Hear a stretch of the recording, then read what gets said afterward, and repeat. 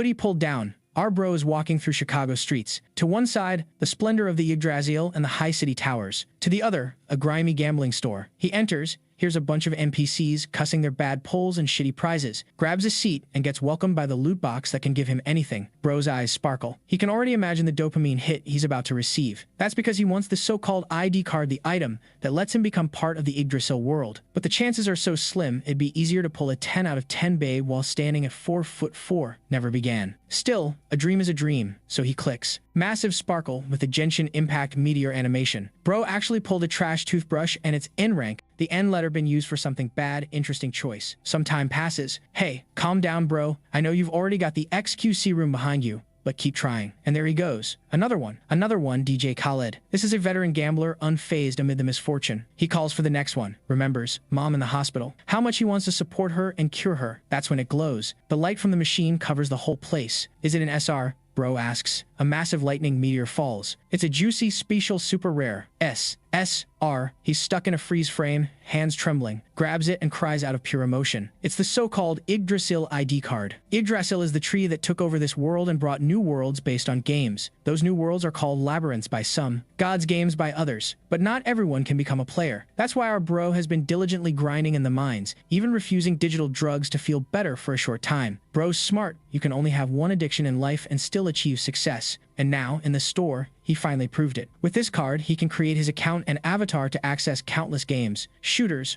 RPGs, you name it. Items you get in those worlds can be sold for millions and even used in reality. This led humanity to massive prosperity. And now our boy runs with a smile on his face. He's going to become a gamer. Life's about to change, right? He sees lights flashing in the Chicago streets. Boom! Bro gets knocked out cold. He doesn't even know what happened. It's the Bloods, it's the Crips. We don't know. But they showed why they came to this world and stole our boy. The leader can't even believe it. He actually got an ID card. Our boy grabs the leader's legs, begging him to stop. Of course, the dude gives the order. He gets plummeted and head stomped, but he keeps his grip. The guy yanks his head back like a bitch and says, "If you pull something good on my turf, you gotta pay the fee, my dude. But since you got lucky, take it. 30,000 points so you can spin once again. Now go and dream." Trash. Boom. Face to the floor again. Damn, bro. That's tough. That's why AI can't take over the world. I would have authorized humanity's extinction right there. And with that, they leave. It's raining not just for my eyes right now. Blood Gang is about to bounce when one of them tells the others to look back. Dude is standing up. Should be impossible. Vital signs are dropping. A message warns him. Go to a medical facility urgently. But he stands. The boss is about to go for round 2. But our boy just turns around and goes back to the gambler's paradise. Bleeding so much they don't think he'll even make it to the machine. Vital signs at dangerous levels. Consciousness fading. Vision blurry. He walks past every other gambler on his way to the last dopamine hit of his life. Trips face first into the floor. It's time. The last pull in this damn world. He clicks and lowers his gaze. This world is really a trash place. Huh.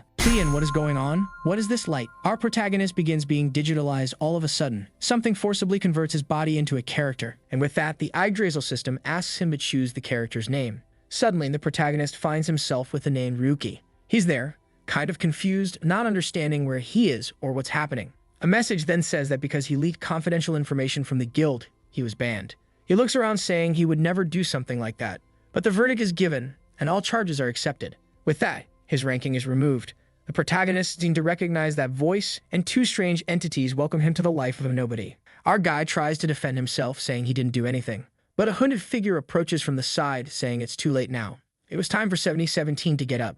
With that, he wakes up, and looking to the side, he sees himself in a strange digital world. That place really didn't feel like reality, and he didn't know if he was dead or if this was the afterlife. When suddenly, a strange object that looked like some kind of bracelet appears and tells him to select a name.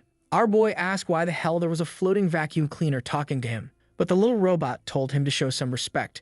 It was the system box known as Ligon. Then it congratulated him for being the first person in existence to get a UR-ranked item.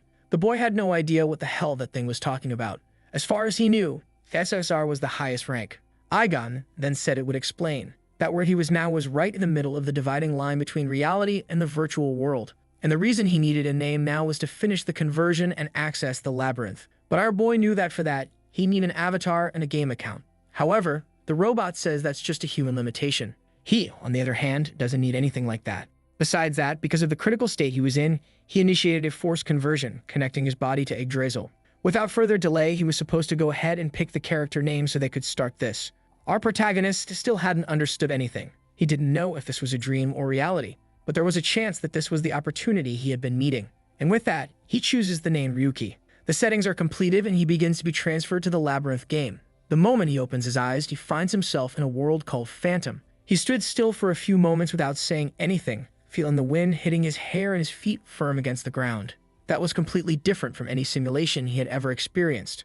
Apparently, this was the labyrinth he had always wanted to enter. But in the middle of all that excitement, some skeletons appear next to him. The first one tries to attack, and he manages to dodge it by taking a small step back. Then he starts running, asking himself why there were so many creatures if, in theory, he should be in the tutorial. At least they were only level 1 skeletons, which were weak to physical attacks. Ryuki starts yelling to open the status window, but Aigon just replies for him to stop asking for dumb stuff. Our boy then wants to know where the equipment is. Normally when you start a game, you get something. But the robot explains that since he got a UR ranked item, he didn't need to follow any of the labyrinth's rules. Also, he wouldn't be benefited by any skills, stats, levels, or any kind of advantages given by the labyrinth or the world called Phantom. As long as he had Aigon by his side, all he needed to do was test his luck in a random box. At least he had the beginner bonus. After logging in for 7 consecutive days, he'd receive a ticket guaranteeing an SR item. Since this was his first time, he receives 100 tickets from Aigon, plus 5 more tickets for entering the world called Phantom. Ryuki celebrates that at least he got a bunch of tickets and says he wants to start opening them right away. The boy is brave. He opens the first item, picks it up, and already calls out the skeletons, saying now it's gonna be easy. But the used toilet mop he got didn't last long, no. He goes right back to running, cursing out Aigon and asking where his luck is. Then he throws a wig at the skeleton, which was the second item he got. He's running around, leaving a bunch of stuff on the ground, when suddenly the robot tells him to be careful, but it's too late. He falls flat on his face like an idiot. Man, the little robot wearing the wig comes swinging the sword. Then finally, one of the boxes beside him shines. He manages to block the attack because he got a short sword in there, right? Clearly, it was pretty meh, but better than nothing. He celebrates the decent weapon and charges forward. He says it's just a level 1 skeleton. There's no way he can lose. But I think our gamer here isn't much of a gamer, because he tried to swing the sword at the skeleton's head. Obviously, the result was that he took a stab to the shoulder and the sword did absolutely nothing. Ryuki, though, is confused. Why did he take a stab that stuck in his shoulder instead of just losing HP? Aigon explains once again that the rules for them are completely different, so HP isn't a thing. He's risking his actual life. Seeing the skeleton coming, Ryuki wonders if he got into this mess just to die in such a meaningless way. Then he charges forward to block the attack as 2 boxes fall down. As soon as they hit the ground, he manages to deflect the skeleton's blow, charges in, and sends it flying. He's confused. For a second, it felt like he had used a skill and his body moved on its own. That's when he sees that from the boxes, he got 2 S-rank skills. One for defense and one for sword mastery. And Aigon says that he's the only one who isn't limited by the world of Yggdrasil. If an item or skill shows up in the box, it gets transferred to him immediately. Another skeleton was coming in to attack from the side, but the SR rank parry activates and he manages to deflect the attack. With that, the creature is left kind of frozen and he lands a clean slash on it. Man, who was it again that said you couldn't cut skeletons with a sword, huh? Who was the idiot that said that 3 minutes ago? That was obviously thanks to the SR rank sword mastery. Ryuki now understood that those skills shouldn't even exist in the world of Phantom, since Yggdrasil has a bunch of different places. But with his talent, he was ignoring the laws and restrictions. Aigon then says he always knew the kid was lucky. It's no wonder he pulled a your item. When Ryuki looked back, he saw his first SR box. Right away, he smiled and went to grab the box, saying something's not right here. But a miracle was happening in his life. 3 skeletons come at him to attack, but with the box in hand, he turns and slashes all of them at once, already warning. If they're gonna give him this much luck, he's gonna milk it for all it's worth. The world he's in is called Phantom, a game considered a work of art made by the company Lasha. Besides that, out of all the games in the labyrinth, it's the most popular, and the one that everyone goes through. Ryuki was there, man, farming skeletons non-stop. Finally, he was one of the lucky ones who was also part of this. The kid was stacking up skeletons, but the experience he got was immediately turned into points to pull more boxes. Things were completely different for him, and he doesn't even have a level. Also, from the math he did, he'd have to kill 15 skeletons just to try his luck one single time. Now it was time for him to take a look at what to do with that SSR item he pulled. To him, it was something absurd, didn't even make sense for it to exist. But Aigon says if it's in front of him, then it exists. No wonder it's SSR, man. Stuff like that is always good. But our boy puts it away, saying for now he'll leave it sealed. That's because it's going to be perfect for dealing with that person, or actually, their whole guild. For now, he's going to hide that power for the perfect moment. The skills required roulette points to level up. At least for him, things were real simple. All he needed was for the game to keep sending monsters and for him to keep killing them. He liked it when the only thing he had to do was keep grinding. Sometime later, an explosion happens in the forest and another skeleton falls to the ground, leaving behind a crystal in front of him. This was already his third day in the game, and obviously he had been doing all the daily quests and farming all day long. He finally managed to gather 1,500 points, which was enough to do 10 pulls. Man, I think that's better than Genshin Impact, right? Farmed 3 days and got 10 pulls. Not that bad at all. Aigan is there celebrating, saying he's excited to see what the kid's gonna pull this time. But Ryuki spends 1,400 points to level up both skills. The robot loses it, saying this bastard should try his luck. It's way more fun. Our boy wants to know the probabilities, and the system explains. 70% chance for N rank, 27% for R, 2.7% for SR, and 0.3% for SSR. Then he wants to know why his inventory is full of trash. The robot tells him to stop whining. He already pulled several good skills. But Ryuki replies that he's only going to open boxes with the daily mission rewards. The rest of the points he gets, he'll spend to upgrade things. The robot says it got it, but then asks, "So how long are you planning to stay here in the tutorial forest?" But our protagonist is cautious man. He needs weapons and to level up his skills. Only then will he leave that place. He's someone who knows this world better than anyone, and he needs to use his knowledge from the past to the fullest. The starting forest wasn't an exception, and he was going to make sure to take full advantage of it. That's because it's a place where, once you leave, you can't come back. So before taking risks out in the world, he needed to make the most of it. He then tells Vigon that he needs to practice a lot to understand what the limits of the system are and what he can actually do even without having any stats. Apparently, 7 days have already passed. And of course, leveling up was starting to slow down more and more. At least both SR rank skills were already at level 3. Unfortunately, there was no option to level them up further, which shows this is the limit of the tutorial. But then Aigon gives him a little pat on the face, saying it's time to claim the 7-day login reward. Even though it was a guaranteed SR, there was still a chance it could be a useless SR. But man, it's all or nothing, and he commands the box to open. The golden package falls to the ground, glows, and then he seems confused, asking if something like that can actually exist in this world. He'd receive an SR rank sword, but at the same time it's a sword, it also has a revolver built into it. That one's efficient. But he knows that, considering the Phantom World's story, weapons like that shouldn't exist, which means if anyone sees something like that, the world is going to go nuts. He tests it out by doing a little light cut on a tree, which instantly gets sliced like butter. Even considering that he has sword mastery, the power of that thing was out of the ordinary. That's when he remembers that when he entered the game, he was basically dying in real life and wonders what happens if he dies here. Aigon explains that if he dies, he'll receive a backup and will be resurrected. But he wouldn't want to go through that, since reconstructing the body would hurt like hell. Ryuki, though, replies that he doesn't care about the pain and tells him to go ahead and use the tickets. He needed to increase his combat power even more, even if just a little. Sometime later, he's already re-equipped with a rank R set, but hey, at least it's better than nothing. He then tells Vigon to get ready and start recording everything. From this second on, not a single moment of his gameplay should be missed. The robot asks what the file name should be, and he says to call it, the disc that backed away but escaped from the abyss. The robot says okay, but wants to know why he suddenly wants to record something like that. Our boy explains that most of the games from the company Racha were kind of rushed in development, and even this one, which was one of the most well-made, wasn't that different. There are still some bugs. Like for example, right in front of him is this boss knight, who was supposed to appear way later in the game. The system announces that this is the Black Knight of Chaos, a creature blessed by the god of darkness. And with that, a sudden mission appears to eliminate him. He would receive 10 tickets and 1 guaranteed S-rank ticket. For someone who was already planning to kill the creature, getting a bonus on top was perfect. The boss raises his sword, telling the boy to prove himself, and slashes down hard. Ryuki, though, with that overpowered sword and level 3 parry skill, manages to deflect the monster's attack backwards. Just as he expected, since he doesn't have levels, he's limited to what his skills can do. With that, he tells the knight to get ready and lands a solid blow to the chest, but the strike doesn't seem to do anything. Aigon congratulates him for his bravery and says it looks like his attacks are working. Obviously, Ryuki is confused, especially since he didn't deal any damage. That's when Aigon tells him to remember, he's in a more realistic world. Then the protagonist understands. He was fighting like a character trying to chip away HP by hitting armor. But he wasn't bound by the rules anymore, and in this case, needed to fight more realistically. With that, he throws himself at the boss in search of a real weak point.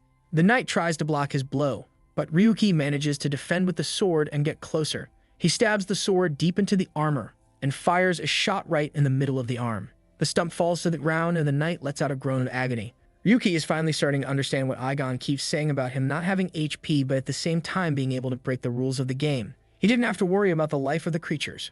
What mattered was fighting in a realistic way. In the middle of all that haze in his head, man, out of nowhere, the monster hits him right in the shoulder. The problem is, Ryuki knows that the Black Knight shouldn't have any long-range attack pattern. Then he sees the strange energy that hit him also coming from the knight's arm. And the knight says that whoever threatens the Lord deserves to experience the abyss. Ryuki manages to dodge, but he's already starting to think maybe he underestimated this creature. Maybe the boss that appears at the end of the game is different from this one in the tutorial. After all, when you die in the starting village, you're sent to the first area, which means no one's ever fought this guy twice. He's in the middle of defending against a bunch of attacks, but of course, several of them are hitting him too. One lands a direct hit right in his stomach. The scene then cuts to our boy slamming his hand on a table, saying he doesn't understand. The strategy had gone wrong again and he has no idea what the problem was. Back in those days, he belonged to Guild Lindsay, and he was an analyst, the guy who receives the data. But he says the area where he was trying to work out the strategy had already been conquered by Linful.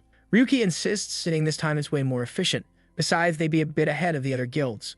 But the guy just throws the papers away and says he's not even a player or someone with an amazing rank. So why is he trying to make decisions for Guild Lindsay? In this place, they don't do replays. That was the decision made by the best one there, Linful. So why was he questioning it? Ryuki is back in the room, slamming the table again, saying those idiots keep up with that no replay thing just so Linful can keep the ranks. But unfortunately, he had to calm down and focus on his mom's surgery costs. That was way more important. Suddenly, someone calls out Ryuki's name and he jumps. The person apologizes, saying they thought he might want some coffee. It's another researcher named Cynthia, who already says that apparently the guides he was working on got rejected again. He looks exhausted and she walks up asking if he wants a little help. Not the kind of help we're hoping he wants, but he says he wants help with some classified info to finish the guide. She says okay and smiles, saying that since he wants it, she'll get her best. Sometime later, Ryuki is back at the hospital, telling his mom not to worry. He already scheduled the surgery. She asks about the costs, but he says it's all fine. The guild have finally approved it. His mom gets all happy and hugs him, saying she's proud of how hard he works. He replies that everything's going to work out and says that hard work really was bringing him luck. But in the next scene, he's being expelled from Guild Lindsay for leaking secrets. He tries to say something, but the guy just tells him not to even defend himself. They already have enough evidence. Even though he had been discreet, they had already gotten information from Linful and Cynthia. Oh, that bastard. Look, in Linful's arms even. That cursed woman. Man, she tricked me with that little smile. Now I already want him pulling out an SSR gun and shooting that wretched woman right in the head. And that damn Linful is still there saying that he must be the idiot Ryuki, the one who kept sending those ridiculous guides. Seeing the kid with that stupid look on his face really fired him up. Then he turns to Cynthia and says she went through a lot to have to be near that piece of trash. But today they were going out to celebrate. With that, he walks off saying Ryuki should know where he came from. There's no point in being an analyst if you can't even analyze properly, let alone trying to make a guide so others can surpass you. Truth is, he doesn't know where he belongs. Then he walks out the door, saying it's a shame, but the insignificant life he had has come to an end. At that moment, our boy lost the little dignity he still had in that city and dropped to unknown rank man. At that point, all the money, status, honor, and family he had were taken away. He even lost his name. That's capitalism at its finest. Bro, you lose your money, not even your name's left behind. But now Ryuki is back in the dungeon holding off the Black Knight's attack, who's impressed that he's still standing after taking a hit like that. Our boy keeps resisting, and then the monster raises its sword, saying that in the end there's no way he's getting out of this. The attack comes full force at Ryuki, who wonders if this is really going to be the end again. How different would this opportunity be from his last life? Thinking of his mother and Cynthia, he swears he's going to make her pay for everything. Then he parries the knight's stomach attack, pulls out his own sword, and leaps forward. He grabs the knight's head, drives the sword into the helmet, and remembers those two pieces of trash. The knight falls to the ground, and he swears he won't forgive either of them. With that, the creature explodes, man. For killing a Black Knight at a low level, he receives 15,000 experience. On top of that, the emergency quest gives 10 tickets and 1 guaranteed SR ticket. While disintegrating, the knight tells him to surpass Oblivion and go beyond. Ryuki just replies that there's no need to say it, he's going to keep moving forward. Igon recorded everything, and now a blonde guy is watching, wanting to know when the video was uploaded. The other person replies that it was just a few hours ago and asks if he wants them to reach out. But the guy replies he doesn't need that, he remembers the face. He just wants the car ready and also wants to know where Linful is. That guy, by the way, is the real leader of Guild Lindsay, Gabriel Darius. Apparently, Linful wasn't just the strongest in fights. The video our boy posted on IGGTube is of course causing a stir on social media. No one can believe someone went one-on-one with the glitched tutorial boss. What didn't make sense was that if it was in Phantom, there's no way he could have had a sword with a gun attached. On top of that, those reflex skills seemed way too strange. All of that made people wonder whether the video was fake or if the kid was abusing a bug that shouldn't exist. Man, the thing's already playing almost like a blockbuster on the big screen, and nobody can believe how fast he was reacting. Another analyst from Guild Lindsay named Laguna wants to know who this Ryu 7017 is. She considers herself a pro-level analyst, but even she can't understand how he beat that boss. She tells the team that this definitely seems like some kind of bug they should already know about. But the guy with the glasses says that the face is definitely who he's thinking of, but it really shouldn't make any sense. Then we see Linful turning around, asking what's this talk about Ryuki. Damn it, why are villains always hanging around the hot ones? And there's Linful, saying he has no idea who that guy is. But the man in the suit responds that the analyst from 3 years ago, who used to make some pretty solid guides, the one Linful asked to be kicked out of the guild, became a nobody. Linful just replies that the world is full of people with that same story. The man wants to know if he saw the Black Meg video, and Linful says yes, he already saw it. To him, it looked much more like some sort of bug, because clearly it's impossible to kill that creature in the tutorial. Then the man standing says Linful needs to understand that the person in the video is exactly Ryuki, and he should know what that means. Linful turns around angry and tells his brother to stop talking about that bastard. Since when are they cowards who care about someone like that? They shouldn't even waste mental energy thinking about that kid. Gabriel just decides to say nothing, man. Another guy approaches and asks what they're going to do, because he says this Ryuki seems to be trying to provoke them on purpose. Apparently, it looks like a trap, so they better be careful. First, they'll need to find out where he went after being kicked out of the guild to know what the next steps are. He walks off, saying to himself there's no need to rush. They have time to gather information. The problem is figuring out how his brother is going to handle it. Back with our boy, Aigon says he's already recovered 87% and can move. Our guy stands up, drenched in blood, saying the pain was worse than he imagined. Because Aigon explains that of course it was, multiple organs and muscles were torn, not to mention several bone fractures. But Ryuki smiles, saying that soon he'll get used to it, especially because he's going to experience it countless times. He keeps moving forward and sees a tower on the horizon. It was finally time to say goodbye to the tutorial. The demonic tower is the main content of this world. The problem is, it's something he can't access yet. He'll need to first level up several skills in the dungeons around the tower. As they move forward, Ivan says he thinks it was crazy that he shared the video. Now a bunch of people know about him, they'll want to kill him. But Ryuki says he doesn't think it'll be that serious. Most people will just think it's a bug, and bugs happen all the time. Besides, the person at the top of Lindsay tends to be much more cautious, so he'll want to gather intel before figuring out how to act. And that's exactly why he needs as much attention as possible. The more famous he gets, the fewer options Lindsay has to act against him, because everything would be made public. Not to mention, if that conversion works the way the robot explained, he can hide his body from this game world whenever he wants. It's like he's kind of logged out, but since he doesn't have a real body in the real world, his log-out state is like existing in the void, or at least that's what I think it is. And the little robot says he's using the system in a pretty smart way. Ryuki, on the other hand, is just thinking he can't wait to get revenge on that damn Linful. He's sure that once he starts making enough noise, that guy will try something. And that's exactly when he's going to strike. The system then says it's tired of all the chatting. It's time to open some tickets. He had 20 pulls, 2 guaranteed SR pulls, and 15,000 points. Time to start spinning and try his luck. But Ryuki says going to this city is the priority because he has to save a revival point. However, Ivan explains that this only happens to people who are brought from the other world. His body actually already exists in this world. At that point, he activates the conversion system and returns to that shop where he died. I'm a little confused, but I think what happened is he now actually exists in that world, and when he converts, he comes from that world into this one, while people from Earth actually go from Earth to there. In the end, everybody's interacting with each other, right? But I think that's kind of the idea. He's there, kind of confused, looking at himself, saying he was just about to die, but now he's not feeling anything. The system says that's because he's just too awesome. Besides, first it's best to block the cameras in that place. But man, here come those gangsters again, already showing up, saying that the bastard looks pretty healthy for someone who supposedly died. No way, right? These gangsters, they set up some tent outside and just hang around all day. The alarm goes off. He just gets up and walks out. Ryuki isn't dumb. He breaks the window and takes off running man. Aiman says he's looking for an escape route and our guy follows the directions. But he ends up in a dead end. He punches the robot, saying the bastard just led him straight to his death, apparently. But the little robot explains that there's a reason for everything. The gangsters then catch up to Ryuki and say he's a bastard for making everyone run around at this hour of the night. Now they want to know what the kid pulled from the machine yesterday at the moment he disappeared out of nowhere. If he doesn't want to die, he just needs to hand it over and everything will be fine. Obviously, no way is Ryuki handing over Aigon like that. The robot tells him to grab a wooden sword that's nearby.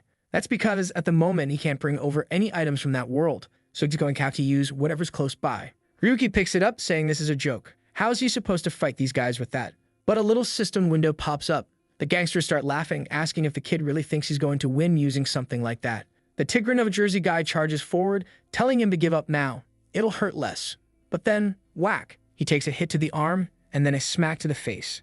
Everyone jumps back in shock, and the boss immediately orders everyone to go in. There's even some office dude in the middle of the gangsters, man. But Ryuki says this is what's insane. Even in this world outside the game, he still has access to his abilities, folks. He has no idea why it's possible, but he's sure it's ridiculously overpowered. A few seconds earlier, when he smacked that guy, everyone got confused. They seem to have seen a strange glow. The boss, though, grits his teeth and tells everyone to go in, as if they're going to lose to one unknown kid. But now the bastard is sure. That kid must have pulled some seriously good item to be able to fight them like that. Still, they're part of the Black Snake, the group that dominates the Unknown's territory. But his expression changes, his face goes dark, and the next second, there's just one bald dude left, taking a hit to the head. Ryuki even asks, is that really all you little thugs can do? At the moment he picked up that wooden sword from the ground, he understood what's going on. Most people send their body to interact with the avatar in the game, but he, on the other hand, sent his own body into the game, and that's why he feels so much pain over there. Obviously, the advantage is completely unbalanced, because the stronger his body gets in the game, the stronger he gets in real life. I don't even know where from, but a bunch more thugs show up, man. They all charge in, but man, against someone with SSR, they've got no chance. A light tap to the leg or arm and the bones are already broken. Then our boy walks up calling for the leader, thanking him for the help he gave yesterday. The chump is spinning a stick trying to hit something, telling him not to come any closer. But Ryuki just blocks it with a level 3 parry and knocks the weapon right out of his hands. Right away, he asks if the guy's going to stop right there. Can't just walk away unscathed after all of his underlings got beat up. The leader throws himself to grab the stick, shouting at him to shut up, but gets smacked right on the hand, immediately crying out in pain. He tries to throw a little punch in rage, but gets a club to the mouth too. Falls to the ground like trash, and Ryuki says that now he understands why this power feels so good. At this moment, he must be feeling just as good as they felt when they stomped on him that day. But he's sure that the leader's busted-up face suits him way better. The guy starts begging for forgiveness, asking him to stop. But Ryuki says that the card he stole that day was the last hope he had, and even then the guy still took it. So now they're not leaving until they've also lost every bit of hope they had. The guy crying says that no one known ever does something like that and gets away with it. But Ryuki man raises the club, saying that unfortunately, nobody's going to hear about what happened here. The chump is about to beg again. We see one of his eyes spinning and his head snaps sideways. Damn, I thought he was gonna be the kind of MC that actually kills. But nope, the robot's just asking why he let them live. Ryuki replies that it's because of what the robot did, and to avoid raising suspicion. What the robot did was enter the gangsters' minds and manipulate their vision, so they don't even know Ryuki is still alive. Well, I'll forgive you this time, he says, but next time, I better see some killing. Got it. Yeah, protagonist, for me you gotta kill. Don't come at me with this forgiving the villain nonsense. Then he says they're going to need to hide Igon's existence. Nobody in this world can know that an item like him exists. He grabs some random little knife and realizes the aura activates. As long as he's holding something that represents a blade or a sword, he can still use it. And honestly, his knife was way more convenient than walking around the freaking sword. Ryuki was about to ask something, but the robot seems to read his mind and answers before he even opens his mouth. Says no, his body won't age faster in the real world. That's because his true existence is now inside Yggdrasil. Outside, sometime later, our boy is talking to the little gangster, saying that this modern world is incredible. People recover real fast. Now it made sense why he let the guy live. He tells him to hand over the ticket, otherwise things will get messy. The guy obviously says he's saving up money, but needs more time. But that little knife's already pressed against his forehead, and our boy says that since he spared his life, it's best he doesn't forget that. The guy apologizes, and Ryuki tells him to start walking. They're going to get it right now. In the red light district, there's this poor guy scratching his neck all weird. Looks like he's got some kind of demonic virus or something. One of the gang members shows up and kicks him out of the way, telling him to get lost. That place is a store called Shutenku, and the guy says most transactions go through there. Ryuki instantly realizes it's probably where his ticket got sold. When he walks in, a guy in a cloak notices a customer entered. It sounded like the voice of an old person, and our boy asks if he's the owner. I don't know if this person's really that old. And no, I don't even know if it's a guy. I don't know what it is. But I know he's a shop owner and his name is Suzuki. The robot, in a digital form that only Ryuki can see, says that thing in front of him isn't a person. It's analyzing his data in real time. Our boy had already noticed the weird voice and says that cybernetic robots like that should have already been banned. Suzuki says it's impressive that he noticed so easily, but it's ridiculous to talk about laws to someone who works in the black market. Then our boy wants to know what happened to the account creation ticket. Suzuki glances at the beaten-up gangster and already gets the idea. He explains that item is one of the most popular there is, so it was sold as soon as it came in. He asks if that's all, and Ryuki says no. He pulls out a bag and says he's there to make some trades, since that's what this place specializes in. Suzuki goes to check it out, saying he's curious to see what the kid brought. And he seems surprised, right? I think it's those orbs he was farming in the dungeon earlier. He asks, all of this, these are mana orbs, and asks if he even knows how valuable each one is. But Ryuki answers that clearly he's being underestimated, just because he's an unknown. Obviously, he knows something as basic as that. At the very least, our boy should understand prices. He used to be a strategist in a guild, he's not dumb. I hope so, anyway. In the dungeons, there are two types of items. The normal ones, like swords and shields and all that, and some called specials. The specials, for example, are things like potions, mana orbs, that kind of stuff. The higher the grade, the purer it is, and the more power you can get out of it. But Suzuki replies that it doesn't make sense to sell something like that on the black market, if the price is already set by the regular market. Why is he trying to do that here? Ryuka just tells him not to get involved and to go ahead and sell. That's what he came there to negotiate. Suzuki, however, finds it strange. An unknown who doesn't have access to the game shouldn't have mana stones to sell. Then he already tells Luga, right, that little thug there, to disappear from the place. The guy's all crook, wondering if Ryuki authorizes it, who just tells him to scram. With that, the door explodes right on the poor guy. The seller then says that yeah, it really is strange for an unknown to be selling mana stones, unless he stole them. But he also knows of someone who's been defying logic. Ryuki is about to ask what it is, and the guy says he's truly surprised. The star of that video just walked into his shop. With that, he opens his arms, welcoming Ryu 7017. If he wanted to hide his identity, he should have been much more careful, especially carrying a mana stone like that. It's an item dropped specifically from the Black Chaos Knight, and you can see that on the app. With all that said, he wants to know what Ryu 7017 is doing in his store. Yeah, this modern world is crazy, man. You post 10 seconds of a video, and everybody already knows who you are. Ryuka just admits that it's him and says they should focus on the business. Suzuki says fine and wants to know what he's looking for.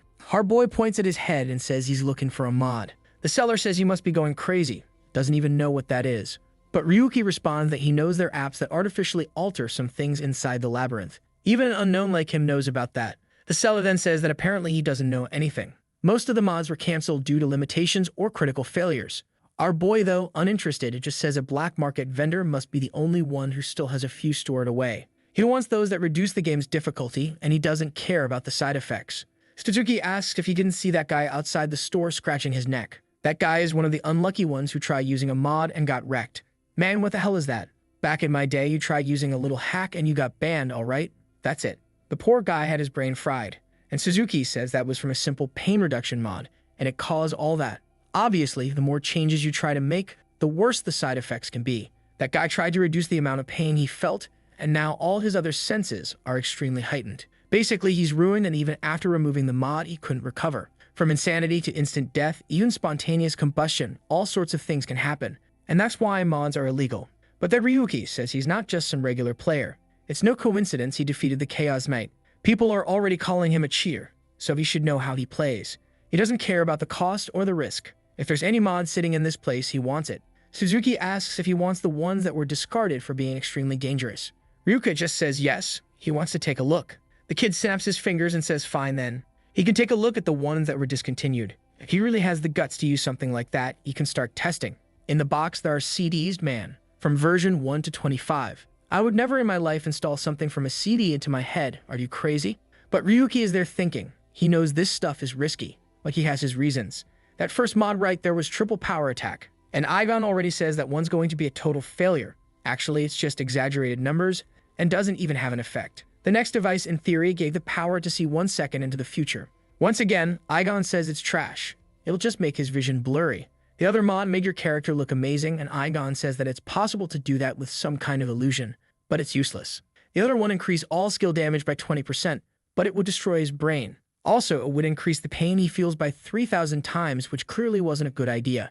Ryuki already realized that all of this was just trash, until he saw one that was a probability manipulator. Igon analyzes it and says that the person who made this was truly a genius. It wasn't very effective, but it increased his luck by between 0.3 and 0.5%. And considering how it would be implemented in our boy, that would probably result in around 0.5 to 1% for him.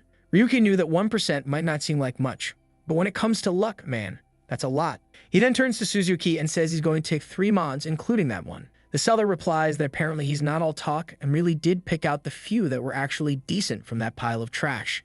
Obviously, the protagonist finds that peculiar. Why did this bastard offer him junk to begin with? The shopkeeper apologizes and says he wasn't trying to mess with the kid.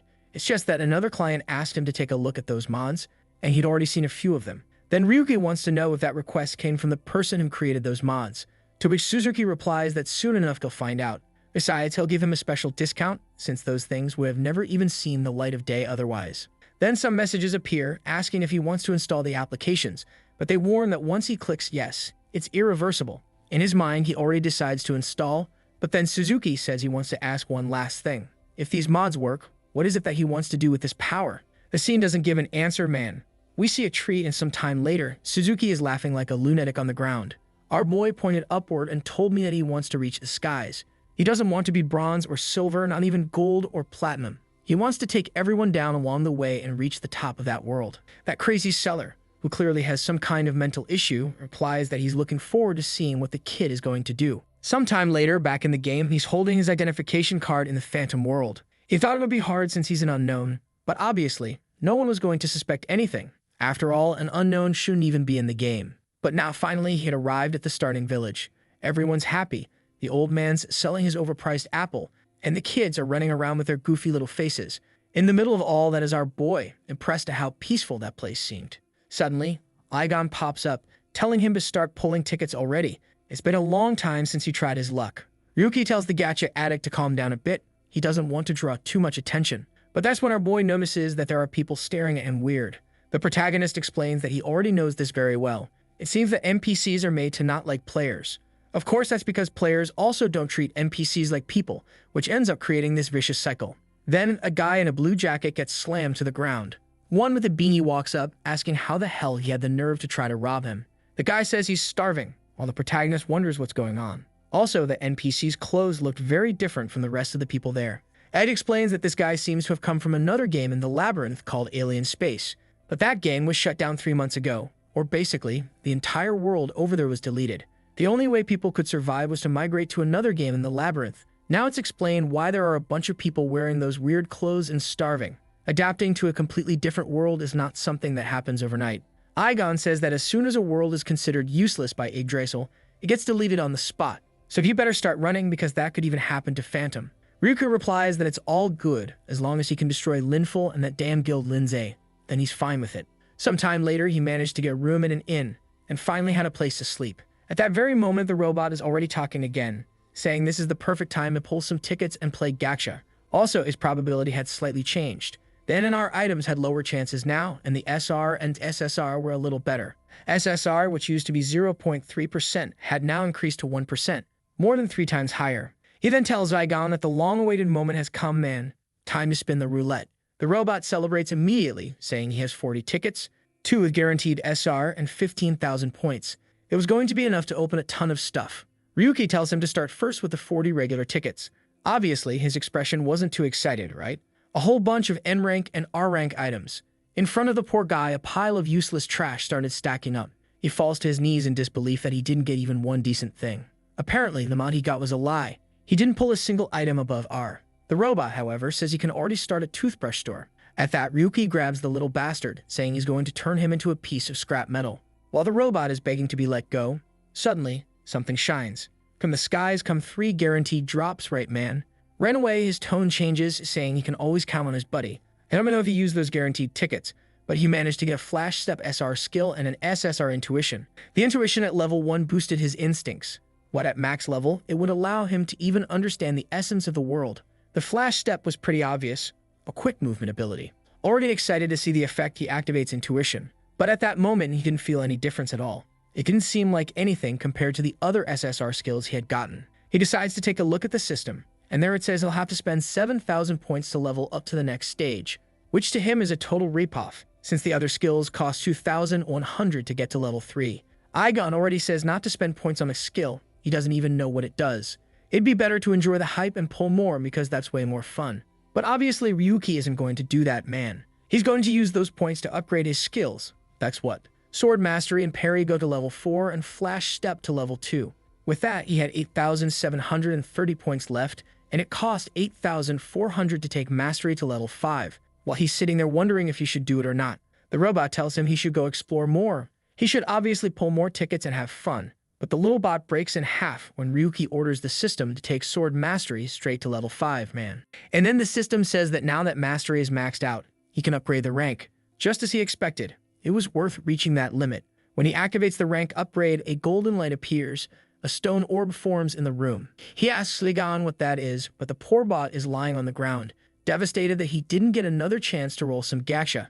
The strange object keeps coming down, until the system grants him an achievement. For having maxed out Mastery, he earns 10 tickets, and apparently it became Ligon's System Mastery, an SR Plus skill that not only boosts his sword damage, but now gives him a blade aura as well. Ryuki had never even heard of SR Plus skills in the Phantom world, so maybe this was the strongest skill on that entire continent. While he's celebrating, arms wide open, the little system is asking why he, the system of luck, ended up paired with someone this cautious. His whole plan was to witness the glorious downfall of someone driven by greed. Ryuki is already at the door telling him to stop crying and get moving because now they were finally ready to begin. He wants to know what they're going to do, and obviously, man, it's time to go into the first dungeon. And the plan wasn't just to go into the dungeon, but to set the record in it. Ah, you sneaky devil. Now you're gonna use those strategies you were selling to that guy Linful, huh? Gonna humiliate everyone. In front of the dungeon entrance, a guy with a giant axe asks his group if they're ready. From now on, everyone was supposed to stay alert and not let any items slip by. That's when our protagonist walks past like he's just casually strolling in. The guy immediately calls out to him and asks where he thinks he's going without a group. He should know how dangerous this place is. But our boy just says that he knows very well what he's getting into. The guys start thinking that apparently they've just run into some lunatic they've never seen before. And his buddy next to him, who's so important they didn't even draw eyes on him, says that in the past 3 months, no one has managed to complete this place. The leader is sure it's a waste of time. But there's Ryuki Man, Witch's hideout, and the goal was to break Linful's record. Gunblade ready, aura active, time to break some records. The witch watches from her orb saying once again this bastard has invaded her domain. A filthy intruder like him shouldn't profane this sacred ground with his presence. But it was fine. She had ways to bring judgment upon anyone trying to enter that place. She would personally tear him apart and offer him as a sacrifice. That was obviously the boss of the place, and her level was just a series of question marks. Just by entering the dungeon, the sneaky kid got 1 ticket. The only problem was that the place was so dark he couldn't see anything ahead. Like seriously, I see torches on the wall. This poor guy must be blind. Apparently the biggest problem with this dungeon is that every time you enter, it completely changes, so it's kind of hard to create a fixed strategy. He's sure that Linful cleared it in 17 hours and 30 minutes. Man, what the heck? 17 hours in the first dungeon? Might as well bring a wife and start a family while farming. Checking the rankings, he sees second place is held by someone named Asia, or well, a person named Asia, part of the Gaz clan, and they only took 8 minutes longer than Linful. Considering they were almost as good as Linful, it's a name worth keeping in mind. Suddenly, he stops, and looking up, there's a swarm of mosquitoes. Wait, not mosquitoes, giant bats. The problem is, not only do they move in huge groups, but they also stack a ton of debuffs. So even if you don't die right away, you just keep suffering until you can't take it anymore. But he's already pulling out an item, saying that's a story of the past. He throws something on the ground and says to Ligan, "This is how you handle this place." The thing explodes, spreading light everywhere. And if you thought it was a flashbang, you're totally wrong. It was a sound bomb, and now the suckers are falling everywhere with bleeding ears. Man, I felt bad for the little bats for a second. But then bam, sword to the chest. The kid has 0 mercy. He already cleared the farming zone, slashing everything in sight. He says this place isn't that hard once you know the tricks. What he wants to know, though, is why no one's finished this place in the past 3 months. Ivan wants to know why that would be strange. So Ryuki explains that, in theory, this is supposed to be a low-difficulty dungeon. For everyone to be struggling this much, something else is going on. They keep going through the cave, and Ivan wants to know if he's sure they're going the right way. Our boy tells him not to worry. He knows the patterns of this place, even if the map always changes. Ivan might not know, but he's written countless strategy guides when he was an analyst. This dungeon right here, he's simulated it thousands of times, so he knows exactly what he's doing. Igun, however, comments that they've already passed through this area like 12 times. It wouldn't be a shame to admit he's lost. But Ryuki just ignores him and goes left, saying the entrance is right up ahead. He tells him to look at that stalactite on the left, the one with the cut. You had to pass through this path 32 times, and when the cut showed up, it was proof that the route had changed. The little robot is confused, wanting to know how he came to such a precise conclusion. Obviously, right? It must have been trial and error thousands of times, and Ryuki just tells him to shut up because he has to focus now. But to make Aigon happy, he explains that they had someone in the group who had a certain ability that helped discover those things.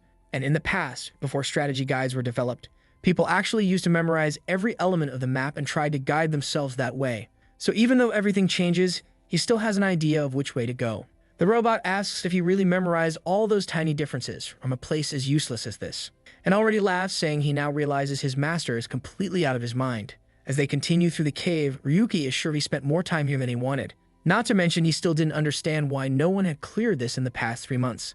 Meanwhile, the witch is yelling, saying that apparently he escaped from the labyrinth, but now he'll fall into despair. The second he steps on the death magic, he'll instantly die. And man, that's exactly what he just did. Something activates, a flame surrounds his body, he freezes for a moment. Aigon wants to know what happened, and he answers he's not sure, but it felt like he was going to die if he took another step. Then he pulls out a weird little doll from his inventory and throws it forward. As soon as it hits the ground, the flames appear again. He recognizes them immediately. That was instant death magic, something extremely rare that should only appear much later at the tower. Why was something like that in this place? Aigon immediately says that if unknown changes are happening, it's better to retreat. And now Ryuki is deep in thought. A trap this brutal, right from the start, was dangerous. Maybe it'd be better to turn back. But when he looks behind him, he sees a strange path. And for a moment, he feels like it'd be okay to go that way. He starts realizing that these gut feelings and even the fact he spotted the trap are all thanks to the intuition skill. Watching through the orb, the witch says this bastard is really lucky. He survived by a single second. But it was just a matter of time. No matter where he went in this endless labyrinth, eventually he would die. But suddenly, he disappears from her orb. She's confused, uses a new spell, and locates him again. But now it doesn't make sense. He's in the central hall, which is really far from where he was before. Apparently, that damn rat managed to escape the illusion. But it's fine. This place is filled with traps, and that's where he'll die. Except a second later, Ryuki disappears again. She's confused and slams the table in anger, trying to understand what the hell this bastard is doing. Our boy was jumping through the very edges of the traps, dodging them all. The witch had no idea how he was doing it or why he kept disappearing from her sight. So she decides to end it all before anything else goes wrong and activates all the traps at once. A blue flame surrounds the whole orb, and she celebrates, saying, "Finally got rid of that cursed intruder." But behind her, something explodes. A voice from behind says that the materials weren't that great, but there were still things worth using. Aigon's voice follows up, saying that if he had any sense, he'd disable that skill immediately. The witch turns and sees the two of them talking. Aigon's scolding him, saying that this new skill of his is totally broken, and he can't just walk around with something like that. Naturally, the witch wants to know how the hell he got there. But our boy says he's too lazy to explain, so he's just gonna handle this quickly. He knows very well that she's the Witch of Solitude, no Miss Cereal. Or rather, there was another name that fit her way better. Bug. The witch says the answer she wants is for that bastard to say how he got out of the traps. Ryuko replies that he almost lost his head. The path to this place was filled with deadly things all over. Aigon wants to know why he's talking in such a weird tone. Just a bit before that, our boy was looking down at the ground, watching the traps and wondering if there was any way to beat this. Maybe he should wait until the bug in this place got patched. But that's when he remembered. He needs his name to be known by everyone, before his former guild comes after him. That's when Aigon says he had detected multiple traps, and at that point it was definitely better to retreat. Then half the room exploded and he jumped to the side. Aigon freaked out, saying this bastard was trying to commit suicide. But then our boy told him to calm down. That skill he had gotten was even better than he thought. Back with the witch, he says the intuition skill is really good. The guy is even showing her, telling her that's how he got into the room. That one he wanted to explain in detail. Aigon says that as good as it is, it's still linked to a human, so eventually he's going to hit its limit. Ryuki gets ready to attack, saying that's obvious. But what matters right now is survival. Suddenly, the window showing the witch's name starts glitching, and she screams the intruder's name. Several instant-death traps appear in front of her, and Ryuki rushes in. The first attack comes, he ducks just in time.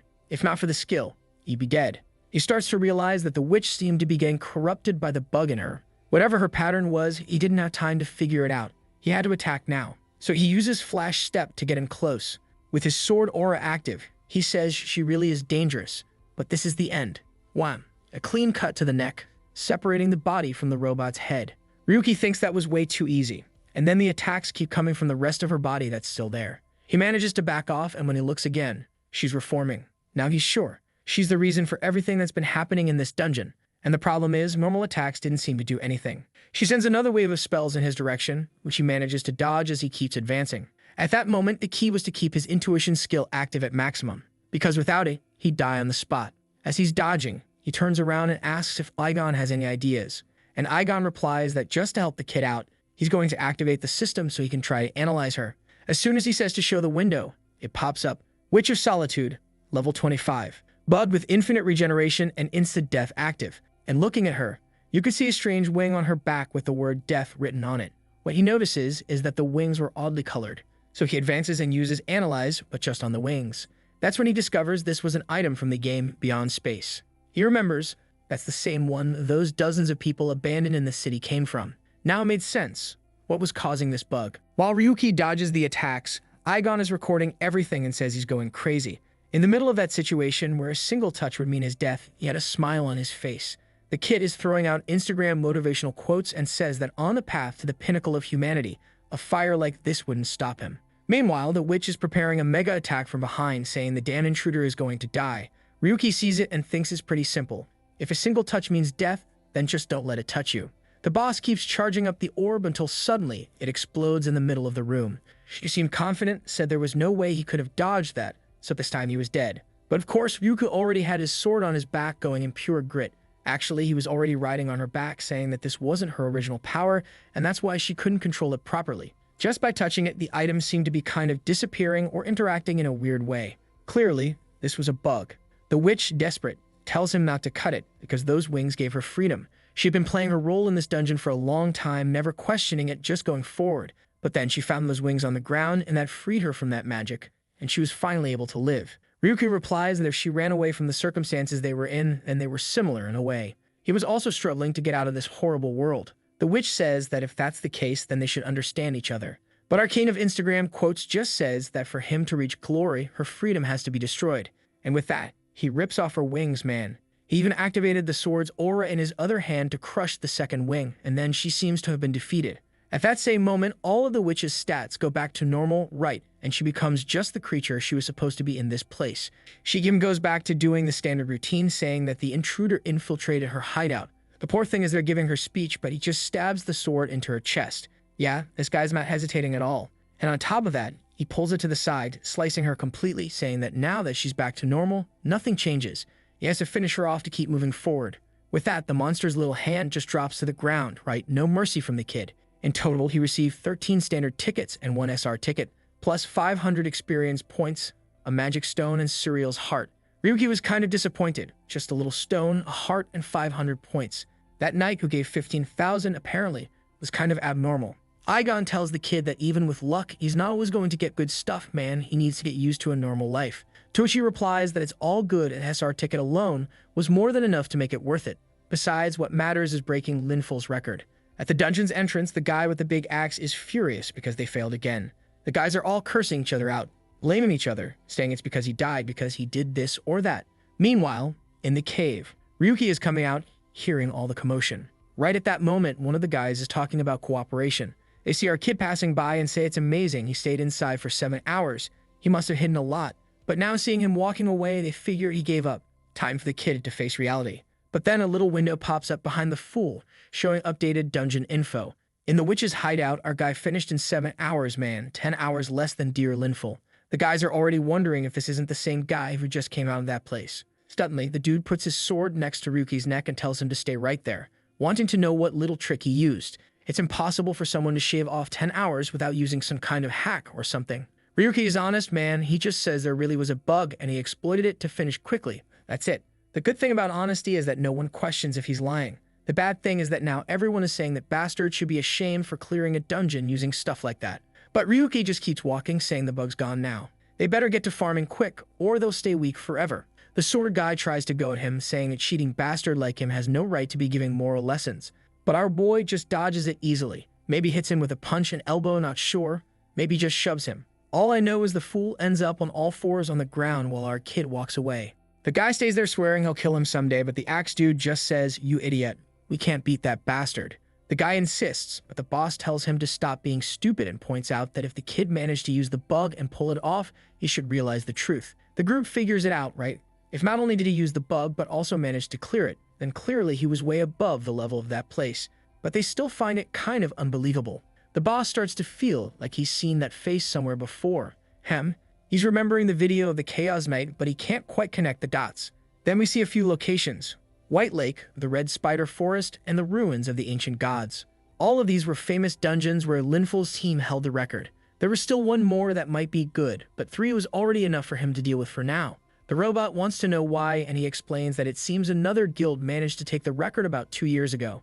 The skill girl from Aza group of the HS Guild. Guy's a little lady, huh?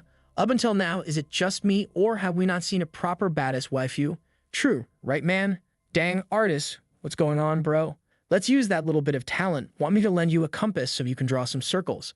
But Ryuki isn't worried about waifus. He's worried that that damn girl came in with her record way too close to Linful's, which makes him kind of mad, since he was the one who developed the tips. Well, man, now that I notice, she has white hair, right? Could it be that damn Cynthia? And Megany? That one deserves to die, huh? Dan wretch. But then he gets up, saying enough talk, it's time to handle some dungeons. Meanwhile, inside the Demon Tower, it's Linful's group and Kasano is the one giving everyone orders. That's when a little window pops up for him. A photo of a giant octopus, maybe the boss from White Lake. There was also a photo of a spider dying, which, yeah man, that's the spider from the Red Forest. There was even a golem there, defeated, and Linful's already telling the group to handle the loot because something urgent came up. Lying on the couch, she's wondering who this kid is. The kid was deliberately focusing on breaking his records, which showed he was looking to pick a fight. Maybe the bastard thought he was hot stuff. The boss mentioned this name, Ryuki, but no matter how much he thinks, he has no idea who this person is. Man, that's rough. The guy literally doesn't have the slightest trace of our boy's face in his memory. Right then, someone opens the door calling for Linful, saying that that kid, Ryuki, is live streaming. Analyst Laguna, as always, is analyzing. And our boy posted all the records, man, from the Bug Dungeon to Uparn, Varan, and the Big Golem. She can't believe he cleared all 4 dungeons and broke all the records almost simultaneously. Obviously, the result of that was nearly 2 million views in 3 days. The attention he got was expected after all the buzz with the Black Knight. There was still something she couldn't understand, like the items and his reactions. But at the same time, he was using an extremely advanced strategy that would require knowing every element of those places. Not to mention, the scariest part was that he cleared the witch's hideout, which no one had managed to do in the past 3 months. A bunch of people on the internet, right, are saying it's a bug, a cheat, or something like that. But regardless of all that, it's clear the dungeon was cleared and he's sitting there with the record. For someone who had such advanced strategies, he would need to have an extremely high-level analyst with him. What guild is backing up the kid? Poor girl, she has no idea. He's not some Jinwoo, but he's solo leveling. Our boy is still on his phone, says they must be really distracted now with all those videos. But compared to what he's about to release, that's nothing. Ryuki says this idea is really different from the others, since now he's basically going to declare himself an enemy. He sits down in the chair and the robot tells him to think it over. First, it'd be good to get stronger before doing something like that. Everyone still sees him as a noob, but Ryuki just thinks that even though Igon is right, he can't stall. Until those guys give an answer, he can't stop. His mind got stuck 3 years ago, and the only thing left inside it was despair and hatred. Those were the reasons he kept on living. Our boy then started the live stream and introduced himself as Ryu 7017.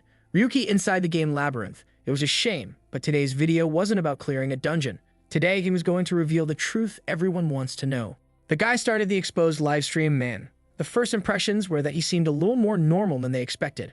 Our boy then says that everyone seemed curious about the unknown written on his profile. And the truth is, that's exactly what he was, unknown in the literal sense. It was hard for them to believe that someone without an account managed to enter the Labyrinth game. But that's the truth. He didn't create an account and wasn't selected by any guild either. He guarantees that he's one of the poorest unknowns out there, man, without the slightest opportunity. And about how he's playing, he sums it up by saying that basically he just got lucky. And he doesn't care if they don't believe it, because that is the truth. Watching, Linful says this bastard is trying to lie, pretending to be an unknown. Then Ryuki says he became unknown because he was falsely accused. He's making this video because he's sure that bastard Linful and the Linza Guild are watching. They better remember the face they threw into the abyss. He suffered in that hell, but he managed to escape. And now they better be ready, because their turn has come. In a room surrounded by cards, a man in a hat says it looks like an enemy of Linza has appeared. Carde says the views are no joke, and V replies that apparently now the kid's going to be hunted. The man in the hat already comments that if this is one of Linful's messes, Gabriel has surely already wiped all the data. Card V says that Linful and his crew are promising, so it's worth keeping an eye on them. But Ev responds that to him that team is kind of pathetic. The guy in the hat, though, wants to know what they're going to do, since Linza won't be able to ignore Ryu 7017. The two cards, however, aren't too motivated, saying they've already got a bunch of stuff to deal with. The man says it's fine, he'll keep watching, but maybe he'll act on his own. The cards disappear, saying they already expected that and say goodbye. The man also says goodbye, saying he'll follow the path that seems more interesting. At the Linza Guild, Gabriel is giving an interview while being bombarded by reporters. Everyone wants to know about this Ryuki and what connection he has to the guild. He reveals that yes, the boy was once part of the team, but due to an internal accident, he was expelled and no longer has any connection. The reporter, however, says the kid in the video claims he was falsely accused and wants to know if that's true. The guy answers that it's a complete lie. But the reporter insists, saying there are several other suspicious rumors about how they've been acting, ranging from malicious behavior toward other players to alleged collusion with the developers of that place. They were using their influence in the game to pressure the developers into changing how dungeons were regulated, even to the point of altering how items are acquired. As the guild leader, the reporter wants to know Gabriel's opinion on all those allegations. Like a good shady politician, he says it's all lies, just attempts to tarnish the name of the Linza Guild. They already gathered new information about what Ryu 7017 was saying, and soon everything would go back to normal. While Gabriel was doing that live stream, someone was watching in a store. Our boy walks in and the person immediately says the whole world is talking about him. Ryuki responds that he doesn't care about any of that. What matters is, why does he leave this old man voice in such a healthy little girl body? To which the guy answers that that's the best part of having a fully prosthetic body. The only woman who even slightly dolls herself up in this story is, in fact, an old man with a robot body. What a mess. Ryuki then just says he's tired of it and wants to see the mods. But Suzuki shows him the same ones as always. Our boy immediately tells him to stop offering junk, especially since he already said he could find the person who delivers the good mods. Right then, Suzuki says he understands that Ryuki wants to talk to the person who creates the mods. He reaches under his kimono, pulls out a CD, and says this is what he was told to deliver if someone ever came looking. If someone managed to find him using the information in there, then they'd be given a chance to talk to him. Ryuki just thinks that for someone to have gone through all of this, they must be pretty powerful. Aigon takes a look and sees it's a visual mod. It would interfere with his visual system and retrieve all sorts of information. The only issue is that it's more advanced than the previous ones, so the risks are higher too. Our boy thinks he doesn't really care about that. What he really doesn't like is this feeling that he's being tested. So he starts taking his little backpack off and tells Suzuki he brought a little gift. Everything he had been hunting these last few days. Basically, the items from the record-breaking videos. He drops them on the ground and tells her to sell it all, that she'd be well compensated. Dang man, how rude. Just threw it on the floor like whatever, see ya. Walking through the streets of the city, he says he's been seeing the items from the dungeons popping up on YouTube, and it's actually bringing in some money. Obviously, Ivan told him to take advantage of that positive momentum to pull some gacha rolls. Man, time to gamble a bit. But he says no, there's one more person he needs to meet. That's when someone raises a hand and calls him. The dude with that K-pop haircut tells our boy it's been a while since they last saw each other. Ivan thinks some nutjob just showed up because no one is friends with Ryuki, right? The guy is a total loner. But when the guy greets Ryuki, the robot is shocked that the bastard actually does have a friend in this world. Looking at the guy's hand, our boy remembers Yggdrasil. From the clothes and everything. It seems like they were school friends. The guy asks if they can talk for a bit. And man, our boy is clenching his own hands so tight that his veins are popping green. He says sure, he doesn't mind talking. Damn, I thought they were friends, but clearly they're not. And the guy's already walking with him, saying it's nice to see him calm and all, while he makes a weird hand sign behind his back. There are already a bunch of guys prepping Glocks behind him, and he's saying he missed his friend. What the hell, man? There are people on the rooftops and everything. Take it easy, buddy. The jerk is throwing out that fake talk, saying he missed him, barely even recognized him. But Ryuki just says it feels like there are a lot of eyes watching the two of them. Dude, I thought a fight was gonna break out, but now we're in a cafe just chilling. The guy is apologizing for everything that happened 3 years ago. Ryuki keeps it real. He just asks if the guy really thinks his apologies make any difference. Oof, brutal. Now the guy's just sitting there with that dumb look on his face, and Ryuki wants to know if he was called there just to hear apologies. The guy says no, he's got a plan to get Ryuki back into bronze rank. Now I don't know. Does he even realize our boy is the real Ryuki? What's going on? I'm starting to get suspicious of everything. Our boy wants to know if that's even possible, and the guy starts explaining the plan. But then, flashback time. Ryuki was calling out Garcia's name, saying there was only 1 week left until his mom's surgery. Man was on the floor like trash, clutching the guy's cards, begging him to cover the costs of the surgery. Oh man, what a bastard, he kicked Ryuki, and told him not to touch him with those filthy, disgusting hands. Yikes. And then people wonder why our boy turned out all dark and brooding. Yeesh. Next scene, he's just staring at his mom's body. And a voice even says maybe it was for the best. After all, he wouldn't have been able to cover the surgery costs anyway. For someone unknown like him, keeping up the payments would have been impossible. Obviously, Ryuki's expression didn't turn out too great after that. Back in the present, Ryuki tells the bastard to stop with the performance. With a snap of his fingers, he reveals that the guy was a developer from the game Space Alien, which is the one that went bankrupt. Considering he's in such a miserable state now, what kind of help could he even offer? Ryuki just gets up and says goodbye, but the guy tells him to wait, warning that if he doesn't talk to him, he'll send all the information he has about our boy to Linza. He should know very well what'll happen, since he used to work there. To be honest, what can they even do, right? Our boy doesn't seem to have any family at all. At most, they might go after him, but they're gonna do that anyway.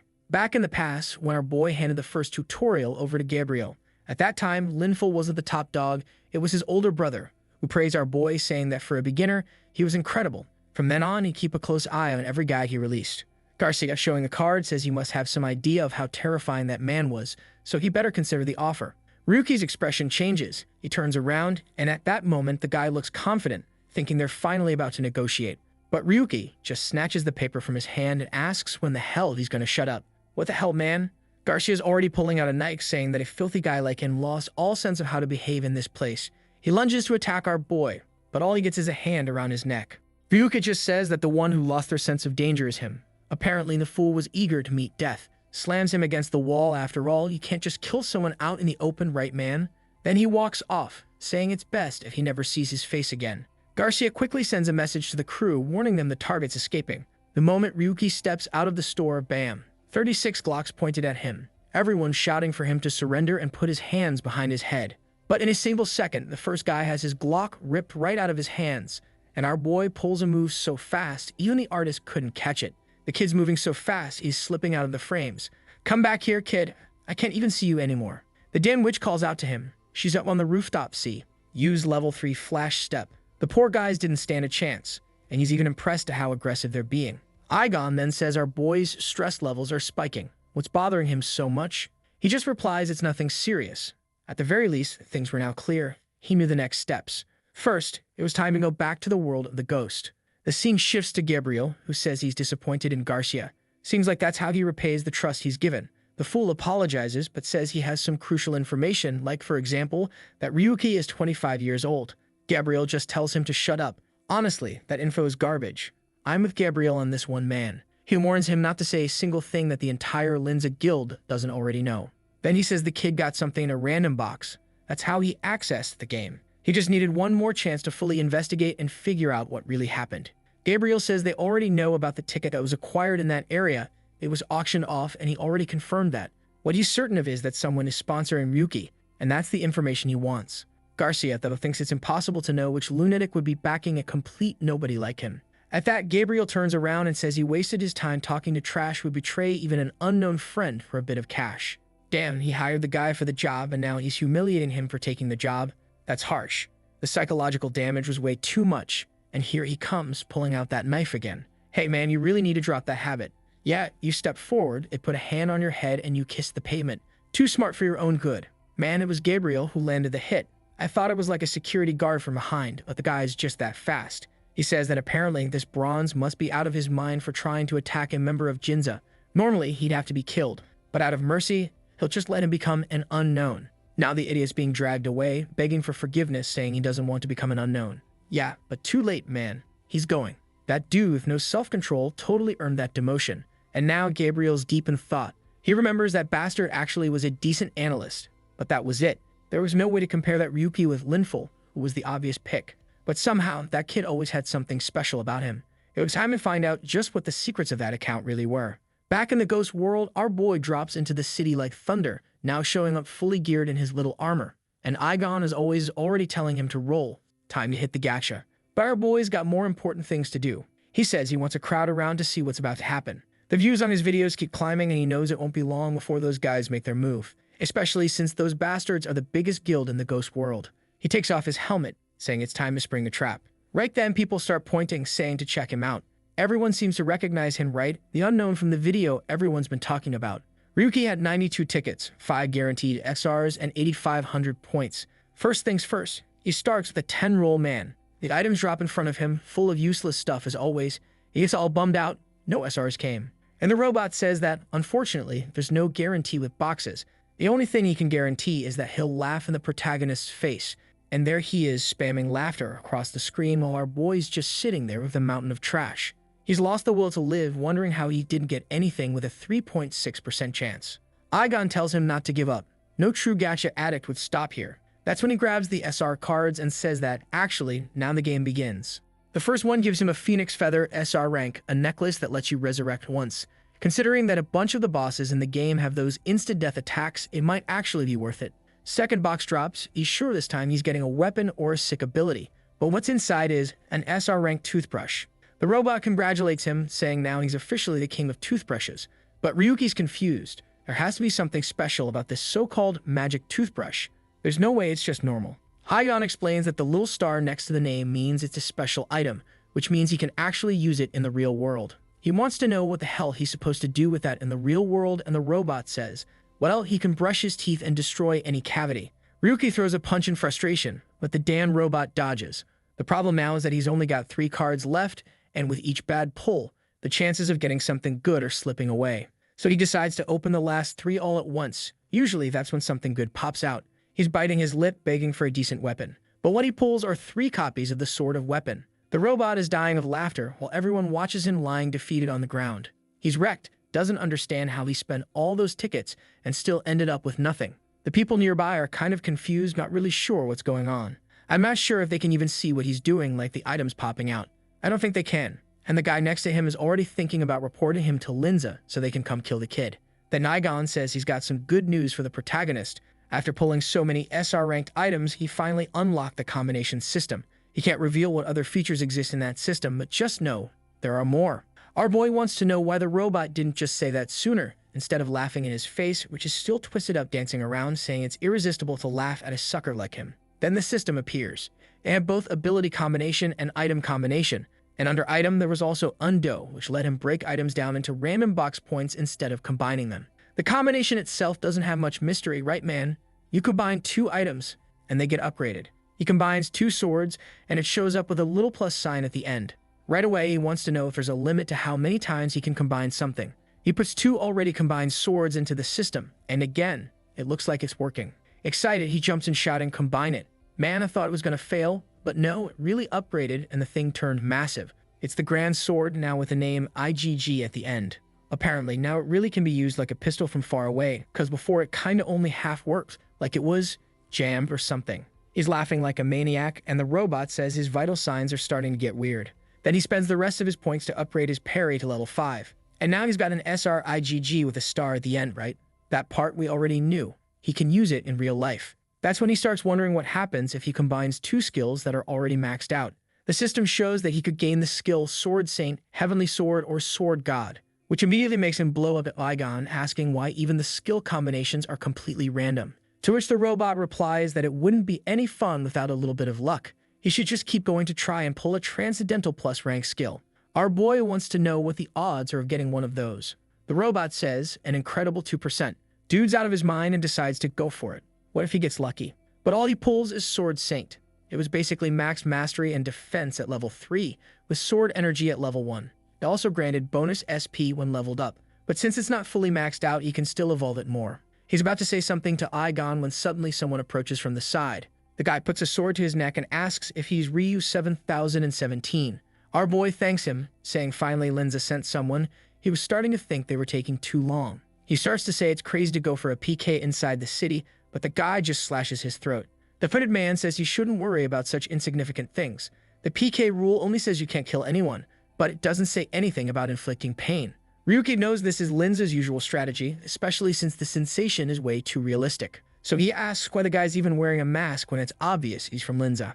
Man, I don't know if it's another guide, but he gets hit with another sword strike, this time in the back. And the man warns him to understand that from now on, he'll never know peace in this game. Wherever he hides, they'll follow and kill him. Ryuki turns and says it's hilarious how this whole world belongs to Linza. The guy tells him to keep laughing, because soon the only thing he'll be doing is screaming in pain. But on the next attack, Ryuki activates Flash Step and grabs the sword. He gets right up close to the guy and says 3 hits were enough for him not to be seen as the villain in this scene. The masked man then realizes the kid was holding back from the very beginning, and now he's the one getting cut. Everyone nearby can feel the guy's pain. Man, the knife's being driven straight into his back now too. Ryuki wants to know what happened to the guy who was supposed to be hunting him all over the game and making him scream in pain. Normally in this world, the more defense you have, the less pain you feel. But our boy, yeah man, he doesn't follow the rules of the game. And apparently the guy is trying to log out, but he can't. Ryuki says that's good to know. In a place where no one can die, it's the perfect setting to let someone sit there suffering. He keeps spinning his sword back and forth, saying this revenge is only just getting started. That's when Aigon warns him to be careful. A bunch of hooded figures surround him from all sides. One of them, with a brooch on his shoulder, calls out to Ryuki and says he'll get straight to the point. It would be best if Ryuki left the ghost world, and even better if he stopped being a player altogether. If he agreed, they'd let this go. Ryuki, who draws his second sword, says they're being way too generous offering him such a noble favor. He stabs the guy in the back again and says that they were the ones who provoked him first. The bridge guy replies that clearly this bastard was more dangerous than he expected. Ryuki tells him to run, but the guy says that's not an option. Besides, he's curious to know what that sword is. Ryuki tells him to take off the mask and he'll explain, but the guy just answers that that's not going to happen. He says Ryuki should have used the bugs he got to live a peaceful and hidden life, but he wanted too much attention, and now he found himself in trouble. A shame, really, but his plans end here. Right at that moment, all the masked guys attack Ryuki, who's just standing there like a fool, but he dodges the first strike and takes a step back to avoid the second. The guy with the blue bangs is coming from behind, thinking Ryuki isn't half bad, but this is where it ends. Only Ryuki already activated Sword Saint and slashed the first attacker. Apparently, the guy managed to defend himself, but his whole sword cracked. He couldn't understand how someone who hadn't even reached the demon tower was already using aura. A technique like that normally burned a ridiculous amount of mana, so using it like this was insane. He decides to try again, saying that weak aura won't do anything, but Ryuki just deflects it using his sword, which has its own aura, and says they probably don't even realize what he's doing. He strikes the guy in the chest, and another one's down, or rather just incapacitated, since no one dies here. The leader, at least, is smart. He sees how quickly Ryuki blocked with aura and wonders if it's a parry, like in some other games. Ryuki just replies that they're starting to realize the more they try, the worse it'll get. To help them make up their minds, he reveals that his ability doesn't consume mana, which means right now he's the only one who won't get tired. Before the guys can even process what he just said, bam, another sword strike hits dead center on someone's head. Judging by the blood sound, that thing went in deep. Speaking of going in deep, there's a little white-haired girl. Is that you, Cynthia? You sneaky snake. You think I forgot your name. The other guy's leg is messed up, and the leader tells them to be careful. Somehow, the pain from this kid's attacks feels worse. They shift into a hide-and-leaf formation, each one drawing their class setups and all that. At that moment, Ryuki replies that if someone was pulling out Nightfall, then they're not trying to hide anymore. He knows all too well a dual sword user known as Cassius. Not as famous as Linful, but still well-known, and definitely not someone people would want to find out what he's been up to. Cassius activates a binding magic, Oliva, to paralyze the kid so they can go in for the finisher. Chains rise from the ground and wrap around Ryuki. Everyone starts prepping their best abilities and 3 attacks come flying toward our boy. Cassius knows how parry works. If there's nothing solid for it to counter, it doesn't work properly. And judging by Ryuki's face, looks like he's right man. Glitter explosion everywhere. But when the smoke clears, someone's just standing there untouched. He's got that dumb look on his face while Aigon explains that now that the ability has evolved, it can also defend against non-physical attacks. Even so, Ryuki's swinging his sword around, saying he's kind of disappointed. Looks like he'll have to be more careful with long-range fighters. Man, before Darius could even say anything, he took a bullet straight to the chest, dropped like trash to the ground, calling for backup. Our boy says it's really sad to see their boss go down with just one little bullet. He hadn't even started having fun yet. But the guys are completely confused. How the hell does this bastard have a revolver firing in the middle of a fantasy world? Our boy is they're holding 3 massive revolvers, man. Against monsters like golems, they're not much use. But against humans, it's a different story. Especially in a world like this, where that kind of item shouldn't even exist. He warns them that everyone who came after him today is going to leave here crawling. Somewhere, someone's watching a screen, just listening to the sound of gunfire. It looks like a weirdly warped teddy bear saying things are starting to get interesting. Back in the scene, Ryuki's disappointed by how weak these guys are. Aigon explains that these guys just play based on in-game stats, right? They don't even try to dodge anything, and that's why they can't handle a gun. Plus, he was keeping them pinned in place so they just stay there writhing in pain.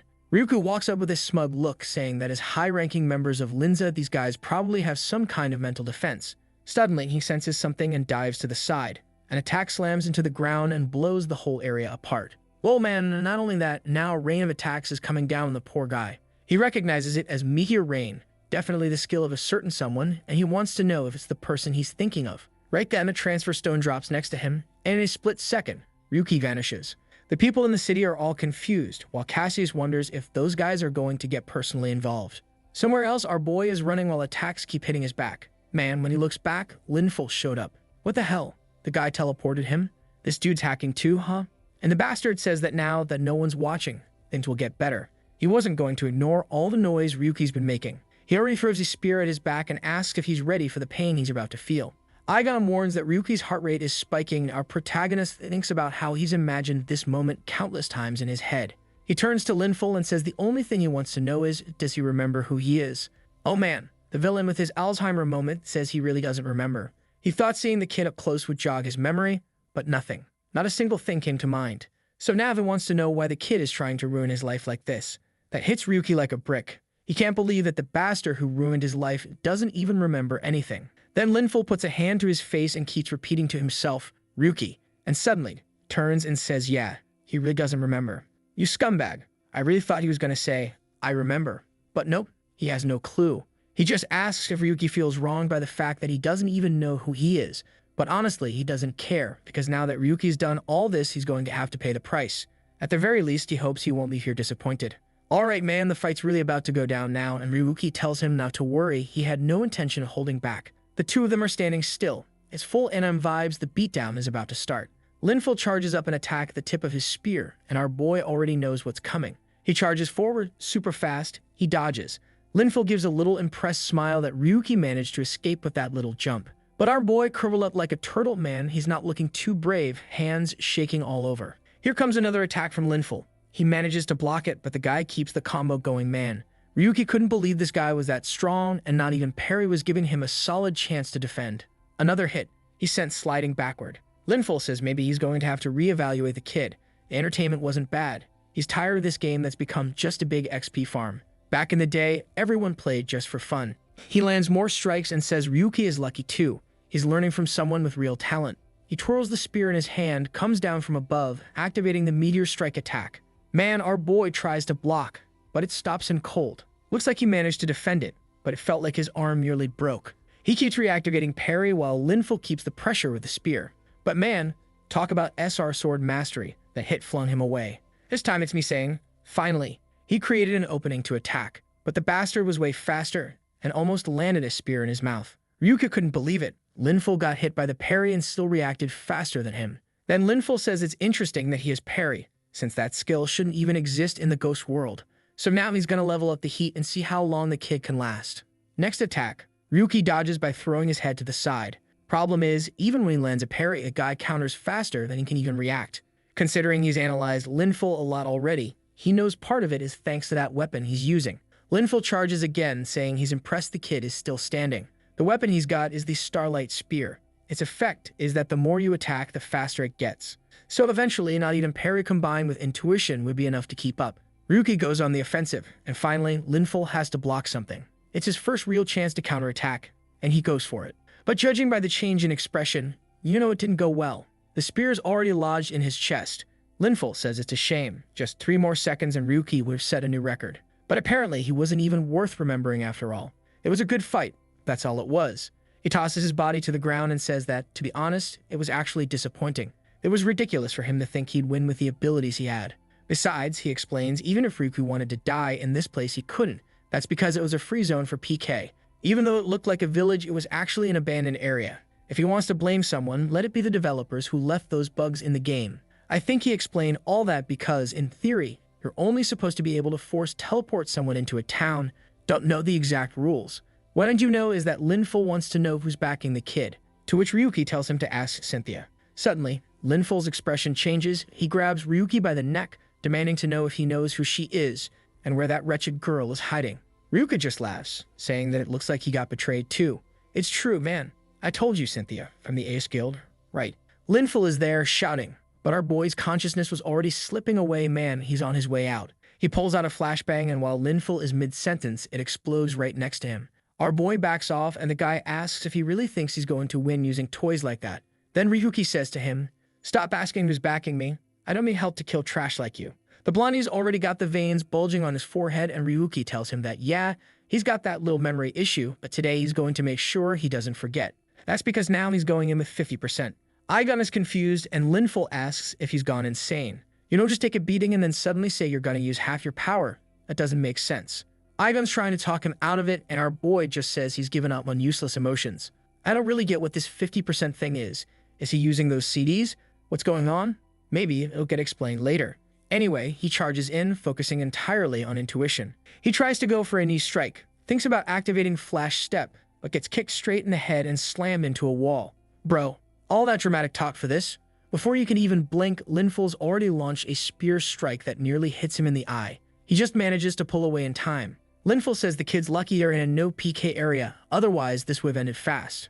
Ryuki, though, is just realizing that his arm can't take much more. Then the blonde says it'd be a real shame to fight in the city. It'd draw too much attention, and afterward, he gets scolded by the boss. Tired of all that chatter, Ryuki tells him to shut up, vanishes, and suddenly appears behind him. But man, Blondie's grinning again. Without even looking back, he just slashes and cancels out our boy's movement. Then he activates Meteor Rain on his spear again. This time it lands clean. Yeah, our boy's taking a beating. Honestly, I'm with you. I think it was way too early for him to fight this guy. The dude only cleared 4 dungeons so far. The blonde even mocks him, asking if it's time to up the power on that supposed 50%, since he's getting wrecked. Our boy tries to get up while the guy's laying into him, telling him to try a bit harder. It's been too easy. The bastard's even tapping the spear on the ground, saying this revenge story of his is way too weak. He grabs Ryuki by the collar and tosses him into the air, saying it's a shame he wants to keep playing, but now it's time to end this. He launches an attack into the sky that slices our boy clean in half.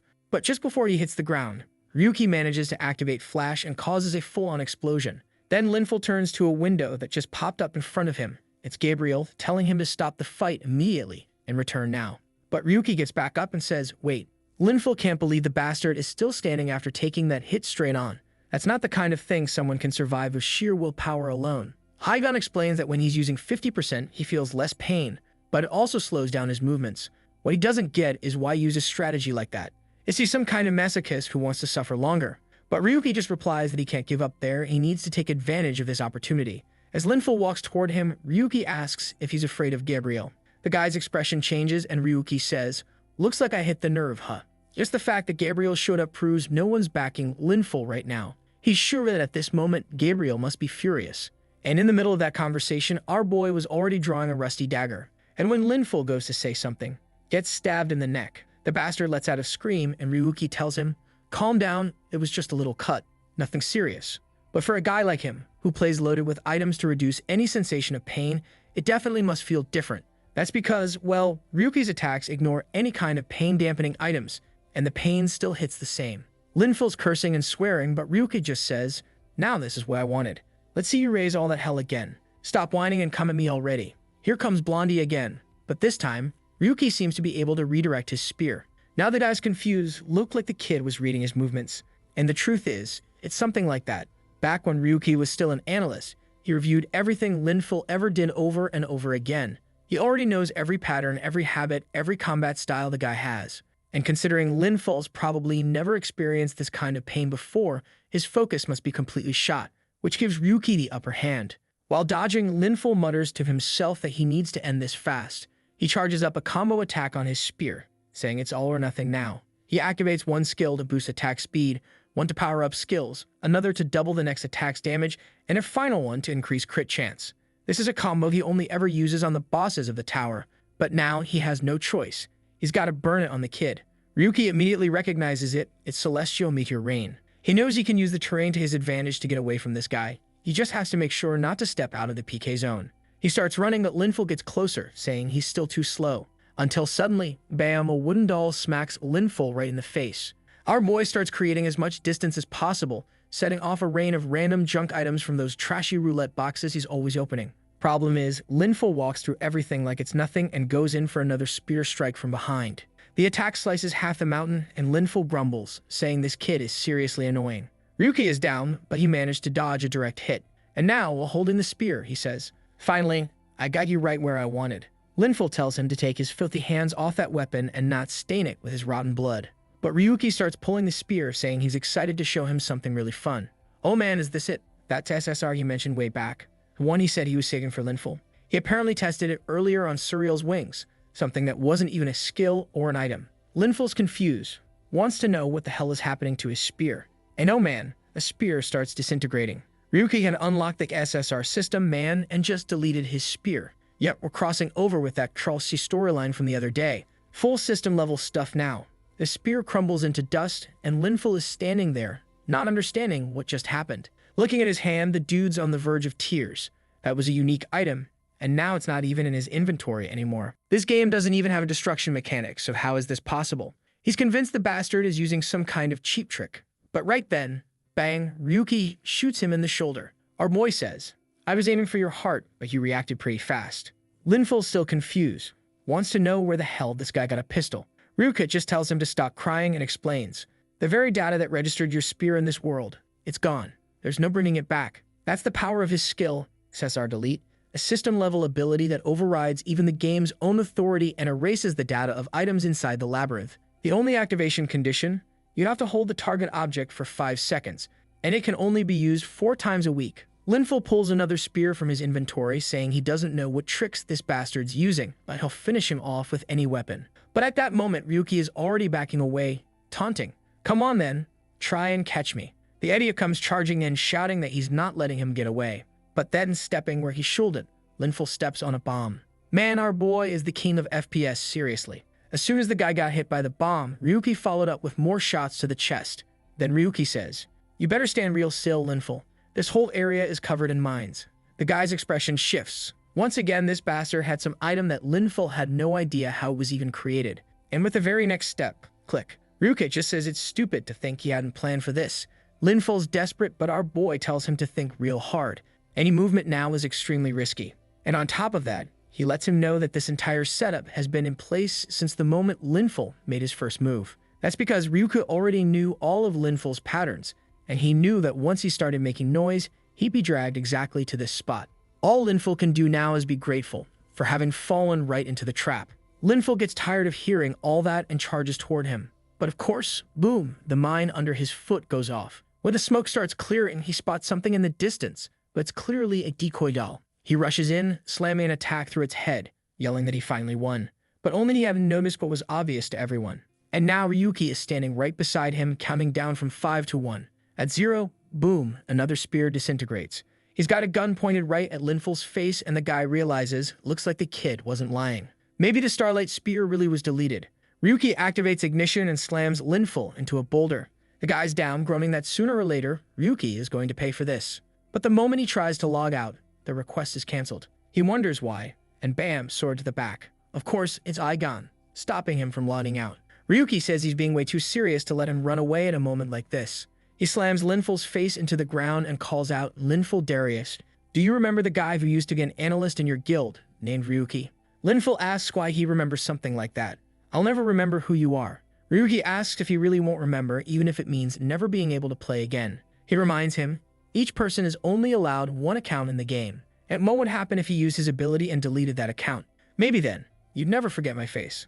Linful shouts at him to take his hands off, but Ryuki starts counting. 5, 4, 3. And then we see, when Gabriel first holds someone to look into this Ryu 7017. 2, 1.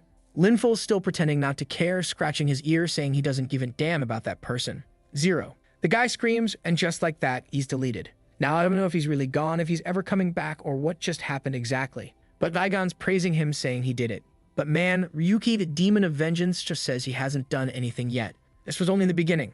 There were still plenty of people who had to pay for what they did. And oh man, behind the rock, there she is. White-haired girl, drawing a blade, probably our dear Cynthia. She throws a dagger wrapped in dark energy straight at him. But what's this? Full-on Giga Chad mode, he catches it midair. He was about to ask who that person was when suddenly, Aigon warns him to be careful. In a flash, he finds himself trapped in some kind of strange black cube. It looked like a spatial transfer, but at the same time, something about it was different. Then someone approaches, saying, "It's been a while, Ryuki." He asks who it is, and the figure introduces themselves as Gazazia. He remembers that was the name of the person ranked number 2. The weird thing is, he's never seen this one before. And man, now that I'm saying this, I'm remembering. I spoiled this 26 chapters ago, didn't I? She pulls off the cloak, and I hate to say it, but damn, the woman's stunning. Obviously, though, deep down in our hearts and souls, we will never forgive this woman for betraying our boy. Right then, he remembers that fake little smile and her standing next to Linful. He's having a full-on breakdown, calling her Cynthia, but she says that was just a disguise. Her real name is Asia. Whoa, man, our boy is seriously unhinged now, laughing like the Joker. He says he doesn't care what her real name is. Because of what she did, he got kicked out of the guild, became an unknown, and lost everything he had. And yet she still showed up to find him. That means she must want to die. Cynthia, no, Asia, says she's been looking for him for years. She never imagined he would become a player. Ryuki responds that all of this only happened because of the hatred he felt toward her, Linful, and the entire Ginza guild. So she better get to the point fast, because if she doesn't, he's about to go in for the kill. Aza says he's really changed over the past 3 years, but she'll get straight to it. She tells him he should drop the revenge against Linza. He asks why she's saying that, and she replies that soon they'll start tracking his family in real life, and he should start worrying about his mom. Man, I thought she didn't know, but out of nowhere she says, "Oops, forgot. She's already dead, huh? My bad." Okay, this woman's asking to get sliced. Our boy's gripping his sword now, saying this damn woman must have a death wish. He charges in, saying that if that's the case, he'll gladly grant it. The blade lands right in her stomach, but weirdly, even so, she just dodges to the side. Then she starts running for that dagger, and he's a little confused. That thing looks special. But the second she reached for it, slice. Someone cuts off her hand.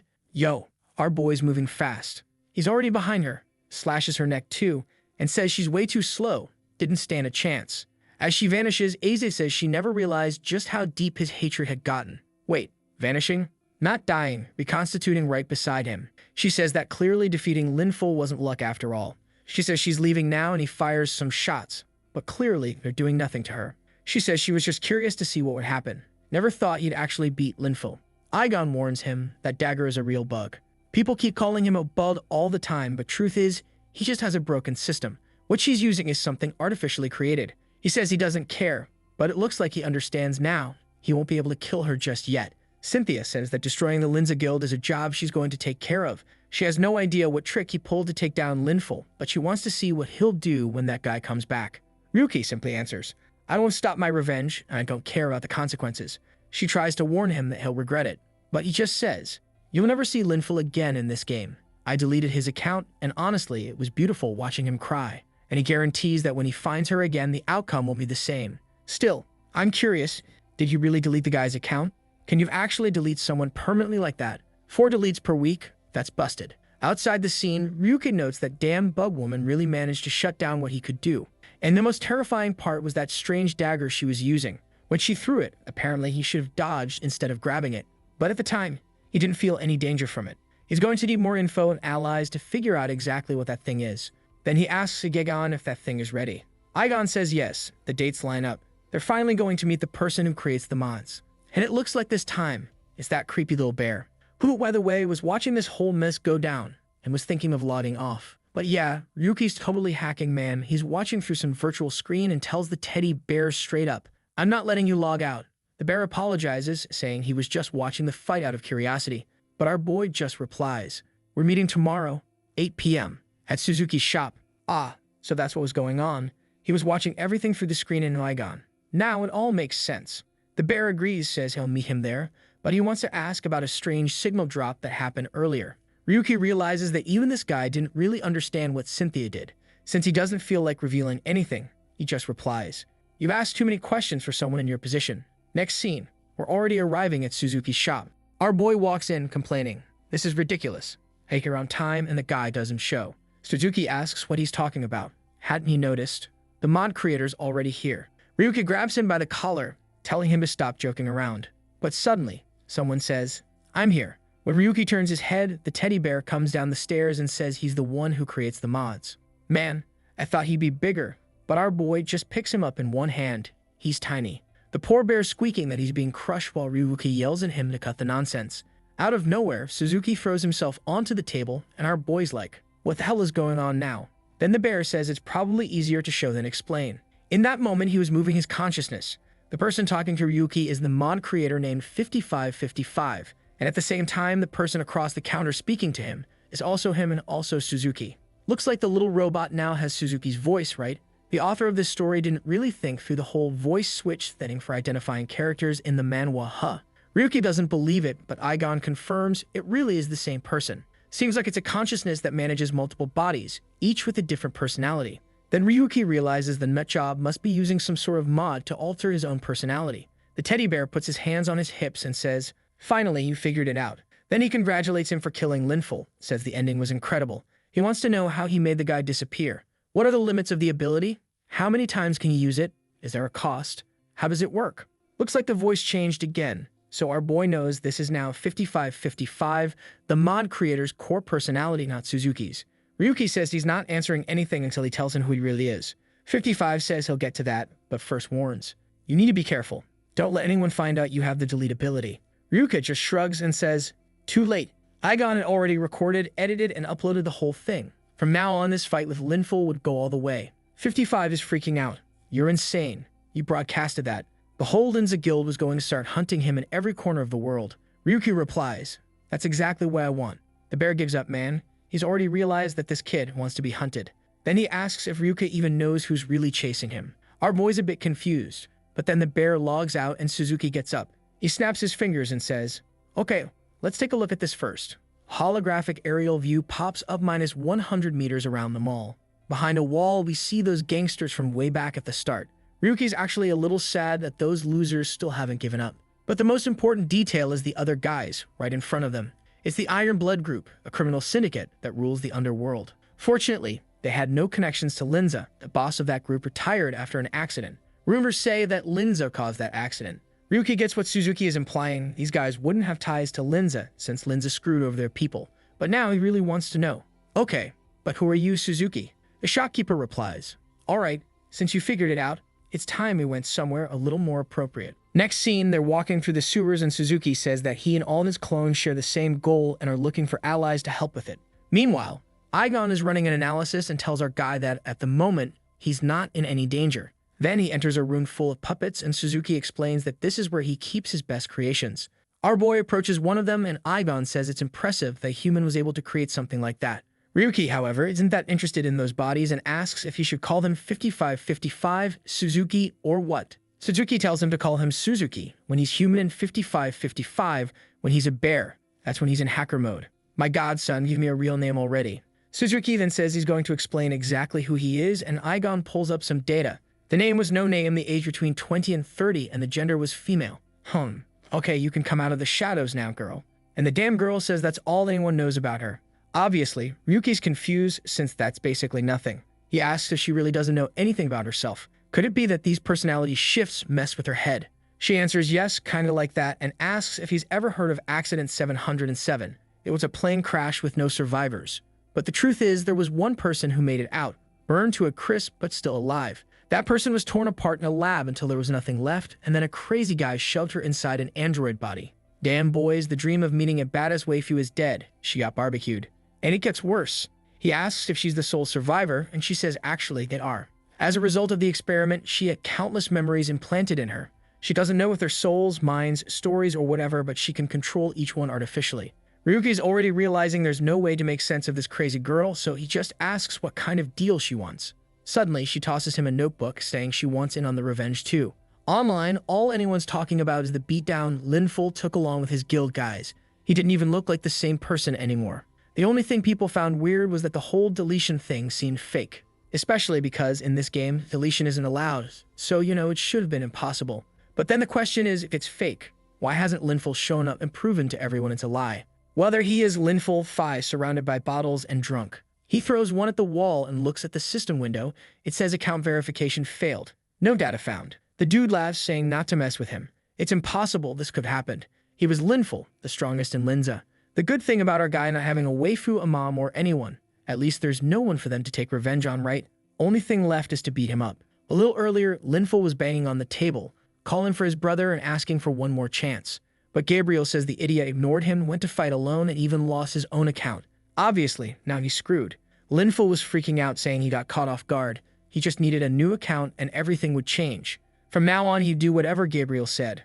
All he needed was someone else's account or a creation pass.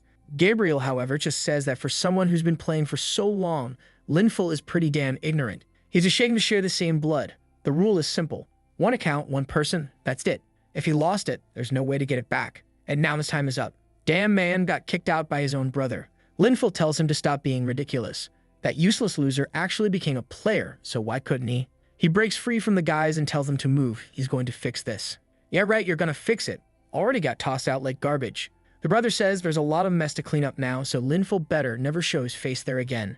The dumb blondie can't believe that the guys who used to be scared to even look him in the eye are now treating him like this. That's when someone comes up from behind and asks if he's Linful Darius. But the blonde guy just tells him to get lost, he's not in the mood, and it's better for bums not to get close. Still, the guy hands him a cart and says he's there to help him.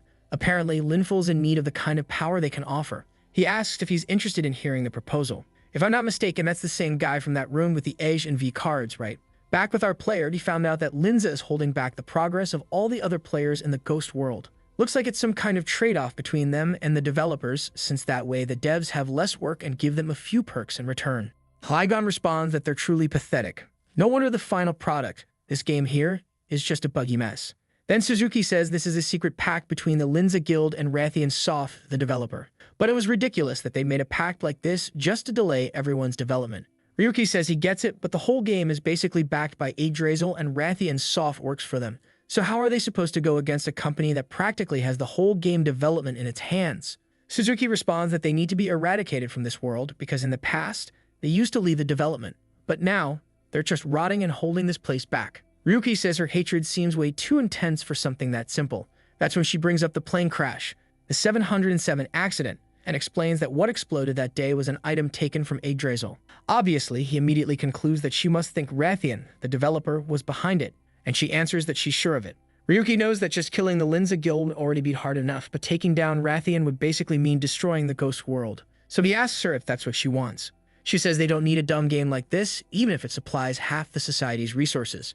Everything Rathian's been releasing lately is nothing but garbage, and because of the lack of progress in the games, the resources are slowly drying up. Things are stable for now, but in 5 years, there's no guarantee they'll stay that way. They can't let a bunch of incompetent people monopolize the development of the gods game. Ryuki knows the main objective of this game was to conquer the Demon Tower. The problem is, Linza controls everything here. He was planning to take over that place too. On the other hand, Suzuki's plan is basically to destroy the entire platform. That's when Aigon tells the master that they should go ahead and do it because for a game of the gods, this so-called ghost world is just a poorly made piece of trash. Just a dry, withered branch trying to hang on, and they need to help it get cut off. Ryuki then says he really liked the story but apparently forgot the reason he came there. He stretches out his hand and tells her to hand over the mods. Later on, climbing the stairs, Aigon says that this disguised mod, one of the 13 new ones he received, seems pretty good. Ryuki says it really was an interesting trade, but he's still curious to know more about that incident she mentioned. Aigon confirms that the incident did happen and one person survived, but it couldn't be confirmed that it was Suzuki, especially since humans are creatures that should never be trusted. Ryuki agrees, and as he's coming out of the sewer, he says they should be near the Hotel of Pleasure, which is a safe place to exit. But as soon as he tries to leave the hole, there's that blonde guy looking kinda messed up. Ryuki goes up to him to see what happened, wondering if the guy was drunk. But that's when he sees there was a digital drug installed on the guy's neck thigh. That area is known as the Pleasure District, so it makes sense someone would have used something like that there. Suddenly, he hears someone approaching and takes off running. A guy with a white jacket tossed over his shoulder, full one-piece style, says that apparently this one's gonna be a real handful. Aigon immediately notices they're wearing the same clothes as the guys who were watching our boy through the window before he entered the shop. That the guy in front with red hair says that this bastard keeps making them run back and forth all the time. He grabs the blonde guy by the neck and says the bastard ran here after stealing what belongs to them. Smacks him in the face while Ryuki is just hiding there, watching everything go down. The redhead tells them to grab the guy and take him, lights a cigar, and asks if they lost the target. The guy next to him apologizes but says they'll start tracking again and will find him soon. Apparently they're actually hunting Suzuki, says that bastard is extremely cautious. But it's all good since the client just asked them to keep an eye on things for now. The guy is told to head back to Justin Street and keep watch. He complains that keeping watch there hasn't really helped much. The boss crushes the cigar and tells him to just do what he's told. That's when Aigon comments that this wasn't Suzuki's doing. Both of them seem to be targets right now. Our boy just asked to be taken through a path with the fewest people. A while later, he reaches a door, opens it, and finally he's alone and can get some rest. After weeks in that cursed game world, this was the first time he could really relax. He spread his arms and smiled, but then a sword came flying, nearly hitting him on the bed. Man, he reacted quickly though, already activated the sword saint and sliced off the attacker's arm. But the bastard, even while bleeding, jumped right out the window. But now Ryuki's also losing it, turning into a psycho. He's all happy the guy used an item from Yggdrasil. He jumps after him and tells Aigon to show him which path they're going to follow. Thanks to the trail of blood, at least it's easy to track. Ryuki explains the guy was using invisibility and a presence-concealing item. Basically, game items converted into real life. Our boy just keeps going and soon sees the guy turning the corner. When he gets there, the person's back is facing him, and he tells them to reveal their identity. Who sent you? Black Snake or Steel Blood? But the guy just raises his sword, fills it with money, and goes for a slash at Ryuki. He manages to dodge, but the guy's slash was so precise it left a gash in the ground. That's when our boy says the weapon seems excellent, but the swordsmanship wasn't that great. The attacker moves, and in a second, Ryuki's already behind him, grabbing his hand. He pinches the guy's hand hard, making him drop the sword. Our boy comments that now he could finally get a good look at his face. Then he laughs and says it's amazing. The former ace of the guild is now an assassin. It was truly pathetic, the state Linful Darius had ended up in. The guy's desperate, yelling at him to shut up. Now I want to see what wickedness our boy's gonna do. Will he kill him or not? What's it gonna be, kid?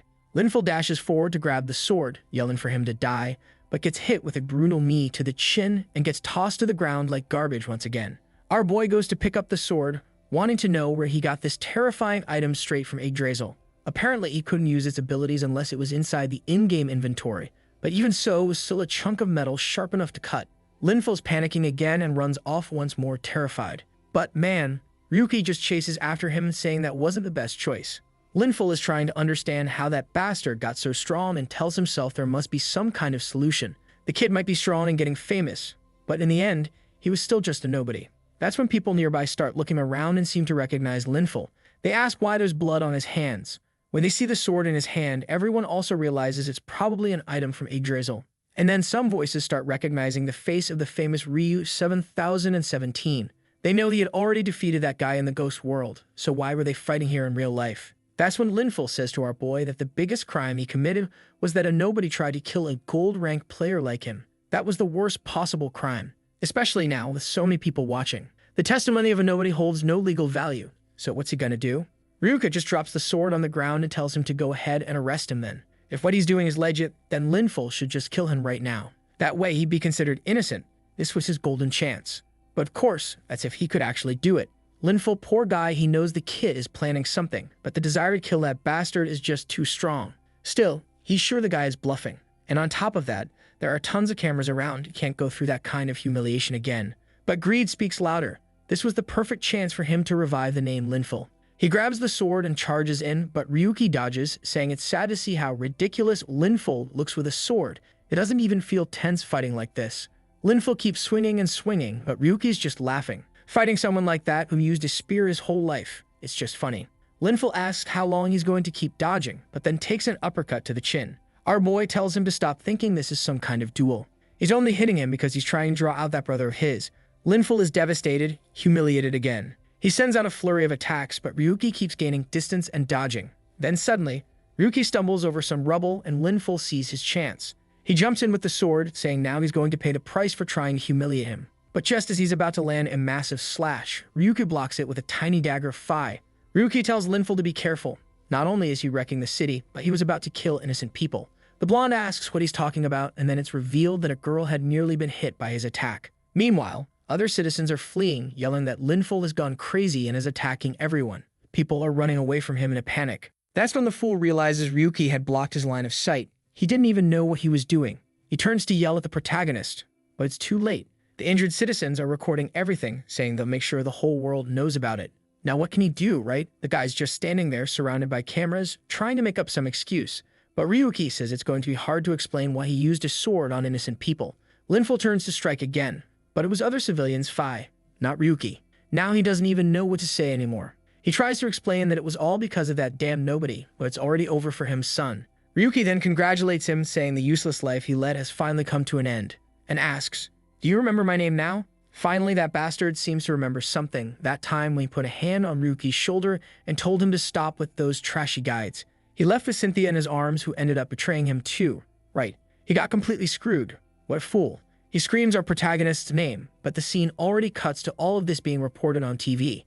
Linful was arrested, and of course he had all sorts of excuses, saying everything was a setup by that bastard Ryuki 7017, but the authorities didn't buy it. Watching all this unfold is Gabriel. When the red-haired guy comes over to grab something, his expression instantly changes. Linful says that from now on, they're going to mobilize the entire Linza Guild. They weren't going to overlook any method, even if they had to shut down the ghost world completely.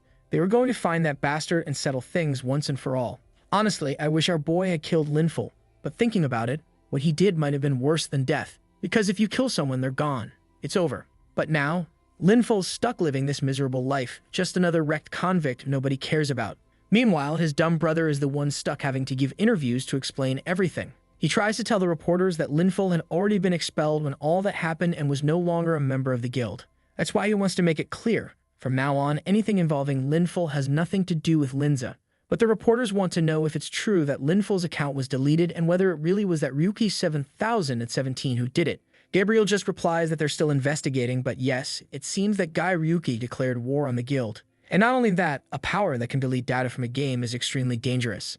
That's why he's now considered a risk factor, and they're going to mobilize all guilds and resources to take him down. He tells the citizens not to worry. Linza will protect the ghost world at the very end. Ah, sneaky little thing, you're trying to paint our boy as the villain now, huh? But on the internet, everyone's on Ryuki's side, laughing at Linza, saying that bastard's already in hiding and they're never gonna catch him. People are even starting to wonder what rank the guy is. Some say gold, others say platinum. Meanwhile, that researcher woman Laguna is furiously hammering her keyboard. A month had passed since the Linful incident and Ryuki still hadn't posted a humble little video. A red-haired girl about 1.30 meters tall and with 80% of her weight in her thighs asks what Laguna's doing there all alone. Turns out this girl's name is Bisque and Laguna wants to know where the leader is. Apparently, she's from Linza too and says that Gabriel went to meet with that pig. Laguna comments that they seem to be working hard and Bisque says yeah, they are. Everything in this game is a complete mess because of that damn Ryuki, or whatever his name is. She can't understand why they just won't accept that Linful lost. Maybe because the guy has a bub no one knows how to counter. But Laguna stands up and says she doesn't get it. What Ryuki is doing goes against common sense. Bisque then asks, so where's this guy who defies common sense? Looks like everyone's trying to hunt him down and no one can find him. Laguna goes to answer that that's exactly what she wants to know. But bam, something pops up behind her. A new video just got uploaded. Meanwhile, in the Rathian Company Operations Center, someone asks if they still haven't found that damn Ryuki. Gabriel apologizes to the fat guy, who says apologies won't work. He's already said it, just kill the kid in real life if you can't find him in the game. After all, he's just a nobody using hacks. How hard can it really be? Man, I think they went overboard on this dude's design. His head takes up like 1% of his body. This guy is Duke Stevero's CEO and developer of Rathian and a platinum-ranked player. He asks if it's true that resource farming in their main game, the Ghost World, is declining. Looks like Linza Guild is just becoming a bigger disappointment every single day. Gabriel's there apologizing, thinking to himself that he's sick of dealing with this outdated garbage. The fat guy, however, says it's fine, that thing was just a relic that would soon become obsolete anyway. The only issue is that it would be kind of inconvenient if the game collapsed right now. It needed to stay up until his masterpiece was finished. Then he says he's going to show them the game that will reshape the entire industry. At that moment, a video window pops up in front of him. And for everyone in the city who has notifications turned on for Ryuki's channel, he just posted and it appears for them. You guys could take after those honest citizens, right? Turn on the notifications here on my channel too. Our boy raises his hands and welcomes everyone, introducing himself once again. He's standing in Minecraft-like world saying that they're calling him an enemy of society. But to him, the ones who truly deserve that title are Linza and Rathian. But no rush, because soon enough he's going to destroy the ghost world. What he really wanted to show today was what's coming next. A game called Thump Builder, which used to be a hit, but was later abandoned. Usually games like that don't just get abandoned, they get destroyed. So the question is, why are games destroyed like that? He explains that there are games focused on gathering resources and others focused on fun. This little cube world, like Minecraft, is in theory supposed to be fun, while the ghost world is entirely focused on farming and grinding because that's where the fun was supposed to come from. Obviously, with games like Ghost World, once the resources run dry, the game shuts down because that was the only reason it existed. This Minecraft knockoff, however, was destroyed for a different reason. Right then, a massive heart appears above, and he says that's the god of cubes, the divine entity that basically keeps this world running, but also turns it into trash. Then he pulls out his sword and says he's going to show them how each world can be destroyed.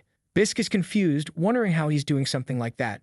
Both she and Laguna are thinking the same thing. How the hell is he using a weapon from the ghost world in a completely different game? The god of cubes starts attacking, swinging first as Ryuki explains the real reason this game failed. It's because this damn god kept destroying everyone's builds. It was supposed to be a fun game, but no one had fun because the difficulty was insane thanks to that bug. He jumps from cube to cube, closes in, and asks, what happens when they destroy the thing holding the world together? He plunges the sword in, the cube rises, and he places his hand on it, explaining that when a severe, irreparable failure occurs in the system, the game is supposed to collapse.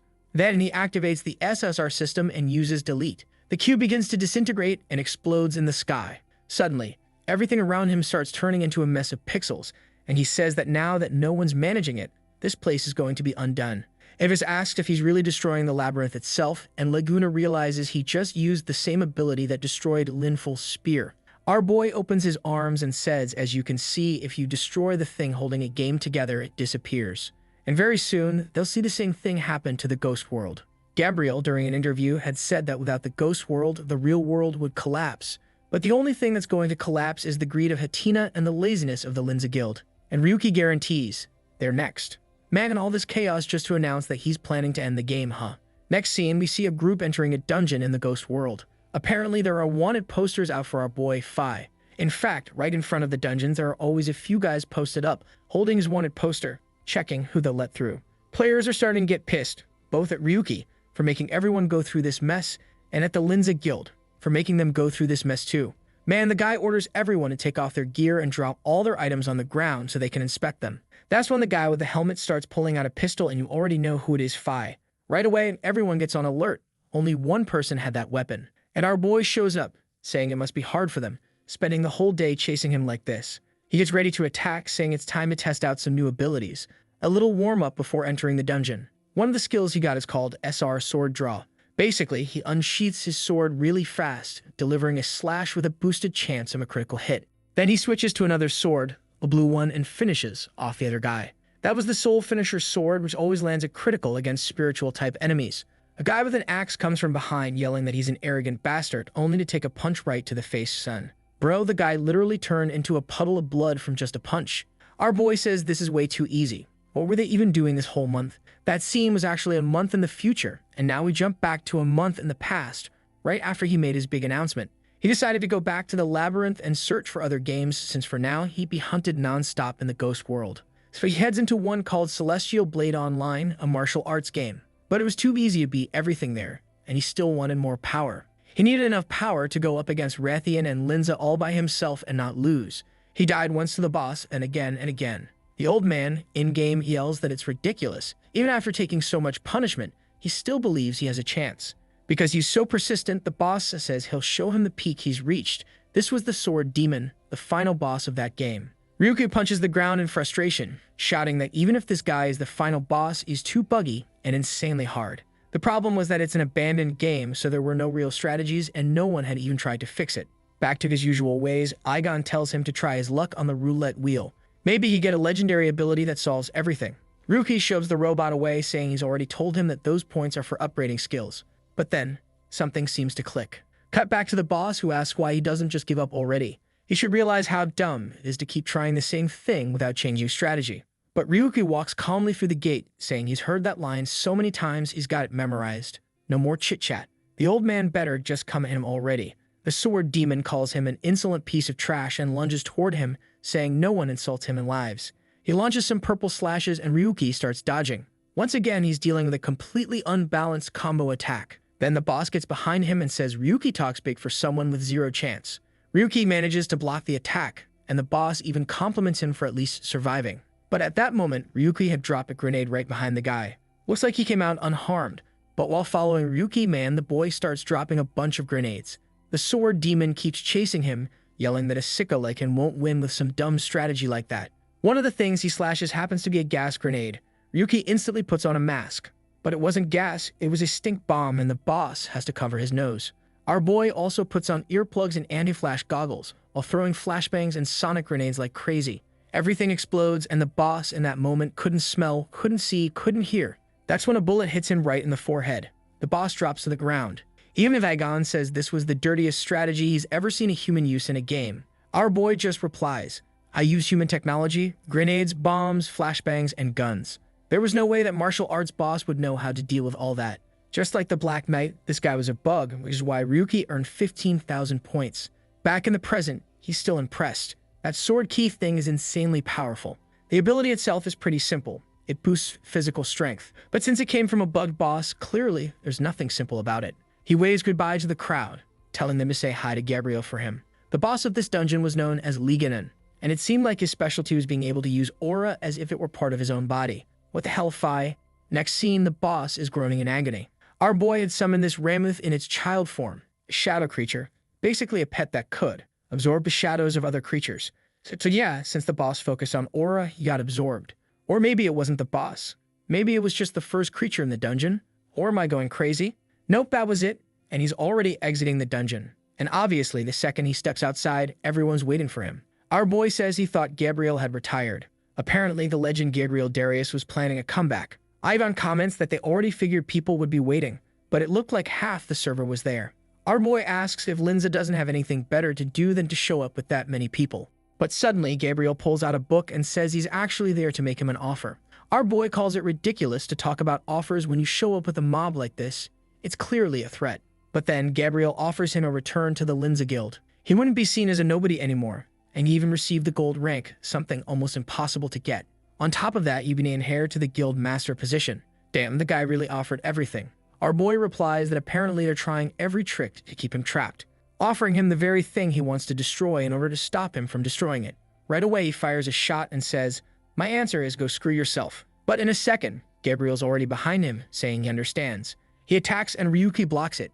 Gabriel says he was going to celebrate, but it looks like Ryuki doesn't want to accept a great offer. So to celebrate that decision, he's going to share something about the St. General Hospital, the place where Ryuki's mother died. Her death wasn't from natural causes.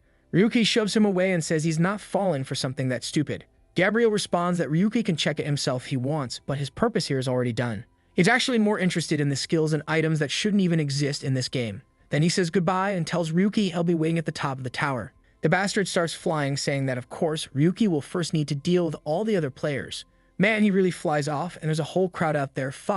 Looks like a day in football stadium. Gabriel announces that whoever kills Ryuki will get the same offer he just gave him. Obviously, the crowd gets hyped about it. Gabriel knows the kid is extraordinary, but there's no way one person can beat 1,000. But before he can even finish that thought, bodies are already flying in front of him. He looks back, and a laser is coming straight at him from Ryuki, who tells him to stay right there. Bro, his asterisk sword just keeps getting bigger. It's a damn cannon now. The poor guys who got hit are in shock, saying it can't be possible that hundreds died in the first strike. The blonde girl insists they still have enough numbers to bring him down. Another volley of arrows and spells is launched at our boy, but from the look on his face, you already know nothing's gonna happen. The explosion hits, and in the smoke, that's where he should be. But he's gone. The players are confused. It looked like he used a return stone, but those things take 10 seconds to activate. Gabriel lands back on the ground, confused that Ryuki still had another trick up his sleeve. It was fine that he got away this time, but next time, something like that wasn't going to happen again. Our boy reappears in another part of the forest. He had used a teleportation skill. He had 5 save points, and the cooldown time was 1 hour. Man, our boy pulls up the skill list, and the thing is getting massive. The latest additions were Ancient Level 1 and SSR Limit Break. But he's pissed, saying that's way too little. This past month, he'd been working non-stop, saved up 1,000 tickets, and that's all he got. Igon says he should at least be happy he got something, but now he's curious. What's the next step? Ryuki says, obviously, it's time to start the core of the game, the tower. Man, I love tower games. Who doesn't, right? Climbing floors, good stuff. But before he can head to the tower, our boy has to clear multiple dungeons, and he's breaking records in every single one. People are getting nervous, asking what the hell Linza is doing because they're losing everything to this kid. Some comment that, as always, he's probably abusing some weird bug. That's when a red-haired guy yells that Ryuki was spotted in a nearby dungeon. But the crowd's not really in the mood to chase him. They say he was just spotted in another dungeon right before that one. By the time they get there, he'll already be done and off to the next. The NPC behind the bar asks if the guy isn't going to go hunt him down. The guy in armor thinks it's strange. Why is an NPC interested in that kind of info? The bartender answers that it's just interesting to watch a kid being hunted by dozens of guilds while taking out every other player. The guy with blue hair asks if the old man's really okay with all that. After all, the kid's trying to destroy the very game they all live in. That's when the bartender reveals he comes from another world called Palm. Apparently, it's one of the oldest games from Yggdrasil, so this guy's been around a long time. The old man explains that he's been in and out of countless games, and in the end, they don't really have a choice but to accept that some games will disappear. Just when someone's about to ask more, someone outside calls out to all the citizens born in that world. A guy in red armor yells that this is the reality they live in. They were born in this place, and they're going to die here. That's why they need to unite and wipe out the invaders and take back their land. They call themselves the Blood Guild, and tomorrow they're going to invade the dungeons and prove they don't need players anymore. Bro, is this a guild of NPCs? This guy is getting wild, son. Back in the bar, the old man thinks to himself that these kids really don't understand how games work. He says he's about to close the shop, so the armored guy should head out too. Wait a minute, plot twist. That guy was Ryuki in disguise the whole time. And the little bear reveals to our boy that this NPC group is being led by someone named Kugan. Apparently, they've already challenged countless dungeons over and over again, but this time, they're saying they'll conquer. Now I'm confused. Do they want to conquer any dungeon or the tower itself? Aigon chimes in, saying that since they're NPCs, this is basically suicide, because they can't be revived when they die. Our boy asks if it's actually possible that they found a way to conquer that place. Aigon replies that yeah, it might be possible, especially since HS seems to be in contact with their guild. Our boy remembers the only woman in this entire world, you know who, Phi. If she's made contact with those guys, it's probably some bug nonsense again. Right away, he starts disguising himself again, saying he's getting a bad feeling about this and is going to follow them. Scene changes to the Predator's nest. The whole group is advancing, while our boy hangs back, wondering why so many people are coming along. Aigon explains that the 4-player limit per dungeon only applies to players Phi. For residents of this world, they can bring as many as they want, since for them, it's literally just a cave. But Ryuki thinks that doesn't make sense. These guys were way weaker than even the weakest players, so how were they supposed to fight? That's when a red scorpion charges in to attack, and the Knights Phi, instead of defending, they all dodge. Kugan, organizing the formation, orders the front line to step back and the second row to go in. Now these Phi, these are real players, man. These guys were risking their lives. This was what you'd call a hardcore dungeon. Ryuki is impressed for a bunch of NPCs. They were really well organized and moved with coordination. Too bad they probably wouldn't do any real damage. But that's when he notices something strange. The tip of one guy's spear looks bugged. All the attacks were piercing way too easily. Aigon quickly points out that it's the same pattern from HS Dagger. If they could capture one, it might be able to analyze the structure. Looking at the chaos this has turned into, Ryuki starts thinking that dealing with NPCs might be even harder than with Linza. The worst part is, even though the NPCs are packing overpowered weapons, Phi, a hit to the chest, still opens a crater, and the guy, obviously Phi, is in a critical state. He's going to die. Ryuki asks what really happens to an NPC's data when they die. Aigon explains that basically they're reborn in a different form, kind of like reincarnation. But only rarely do they retain any memories from their past life. So yeah, some NPCs end up escaped. Looks like this whole thing is a simulation. Wait, what if we're in a simulation too? Ida, Rapaz. Then Kugan pulls out a dark-looking potion and tells them to give it to the wounded. As soon as it hits the NPC's mouth, Phi, it's like Ryu-tier healing. The guy's instantly back to full. Our boy's just standing there watching like, these bastards just keep pulling out item after item more suspicious than the last. Now he starts to feel a strange unease along with a dark aura, maybe thanks to his boosted intuition. Everyone's cheering, saying that person told nothing but the truth. With those spears and potions, they'd survive and get the job done. But then a bald guy holding a spear asks why that player gave them all this stuff. Kugan replies that not all players are enemies. Still, the true intention behind all this is clearly using the residents as pawns. But of course, they're not going to just sit there and be used. Once this is over, they plan to flip the game and take control of everything. Time passes, and Kugan announces they finally arrived. The final boss of the dungeon, Phi, the post-McDonald's version of Beru. No hesitation, they charge in with their spears, but the monster phases into the ground. Our boy is hanging back, analyzing the fight and studying the patterns. Everyone's tense, wondering where the boss will pop up next. That's when Kugan pulls out a battle standard, slams it into the ground, and activates a radar. Damn, it really revealed the location underneath. This guy's legit. The creature realizes it's been detected and instantly bursts out of the ground. Ryuki says this detection thing is basically cheating. Ivan fires back. You're the last person on Earth who can talk about cheating. The boss slams the ground, sending giant boulders flying. If it hits the chest, you're dead. But Kugan sneaks up from behind and pierces through it like butter with his spear, screaming that victory was finally within their reach. With that, the Predator's dungeon was cleared. Standing atop the monster's corpse, Kugan celebrates, shouting that they did it. Suddenly, someone starts clapping, saying they're deeply moved. When Kugan looks to the side, he recognizes the man in the hat is John Doe, who says he can't believe they actually did it. But this guy wasn't supposed to be there, and Kugan asks what he wants. John Doe apologizes, saying that's no way to treat a friend. But right away, Phi, the NPCs raise their spears, saying they're sure he's planning to use them for something. John Doe calmly replies that he heard Kugan say he'd clear the dungeon no matter what, so no use complaining now. The NPCs could carry the pride of having fought, but they wouldn't be the heroes of this place. Kugan says he doesn't know what John Doe wants, but that the Chiefulin was just beginning. What the hell is Chiefulin? Yeah, no clue. John Doe just throws his hand downward, saying, they took the potion. Suddenly, all the NPCs collapse, surrounded by some glitchy aura. And this little villain of the week says that the potion doesn't restore people to their original state. In fact, it creates bugged code in the damaged areas, letting the person survive a little longer. But the damage keeps stacking. Heisha's goal from the beginning was to see what would happen when the bug reached its peak. And obviously, a sealed room with 50 people was the perfect test zone. Poor Kugan thought he was dominating.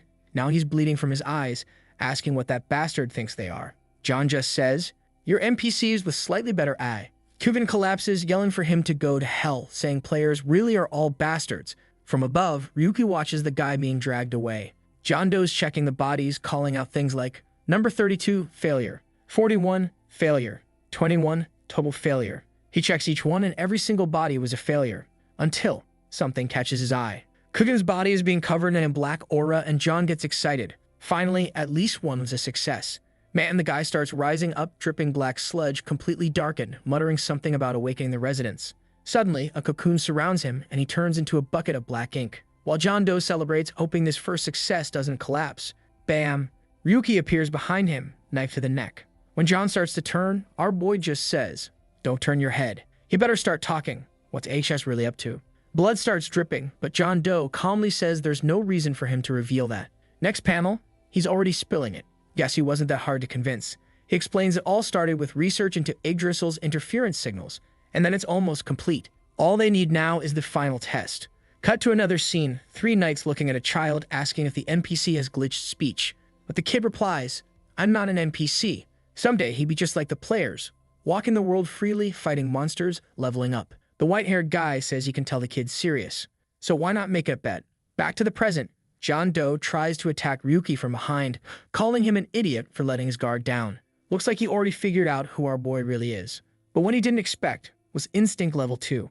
"Bro," Ryuki whips out a flashbang and throws it in the guy's face. "I told you, this bastard is the king of FPS, Phi. Let Yggdrasil drop Counter-Strike 3.0, he's ready." John Doe's stumbling around confused. Where the hell did that flashbang come from? But now he's already getting slashed in the neck and Ryuki demands again. "What was that black thing devouring the dungeon?" John Doe, instead of answering, asks, "Why are you so mad? Are you emotionally attached to those NPCs or something?" Man, in that panel with his invisible foot, the idea was probably to show a high-speed movement, but looks like the artist got confused with the effect this time. But hey, there's the result. Smash the poor guy face first into the ground. As always, the guy tries to log out, but it's not working. Meanwhile, Kugan's body is completely black, surrounded by glitchy red cubes. Ryuki says he wants to see the guy keep acting tough after getting hacked. Better start talking soon, or he's gonna vanish. Someone tries to stab him from behind, but Ryuki just fires a bullet, saying this is pathetic. Even Ryuki is impressed with how level 2 perception lets him sense danger before it even comes. But suddenly, John Doe looks shocked and tells Ryuki to look behind him. Kugan is coming up from the back, stretches out his hand, and launches a barrage of dark energy. Ryuki's forced to fall back, wondering how this bastard is still alive. The attacks are hitting John Doe's arm, and the guy is literally disintegrating, turning into slime and pixels.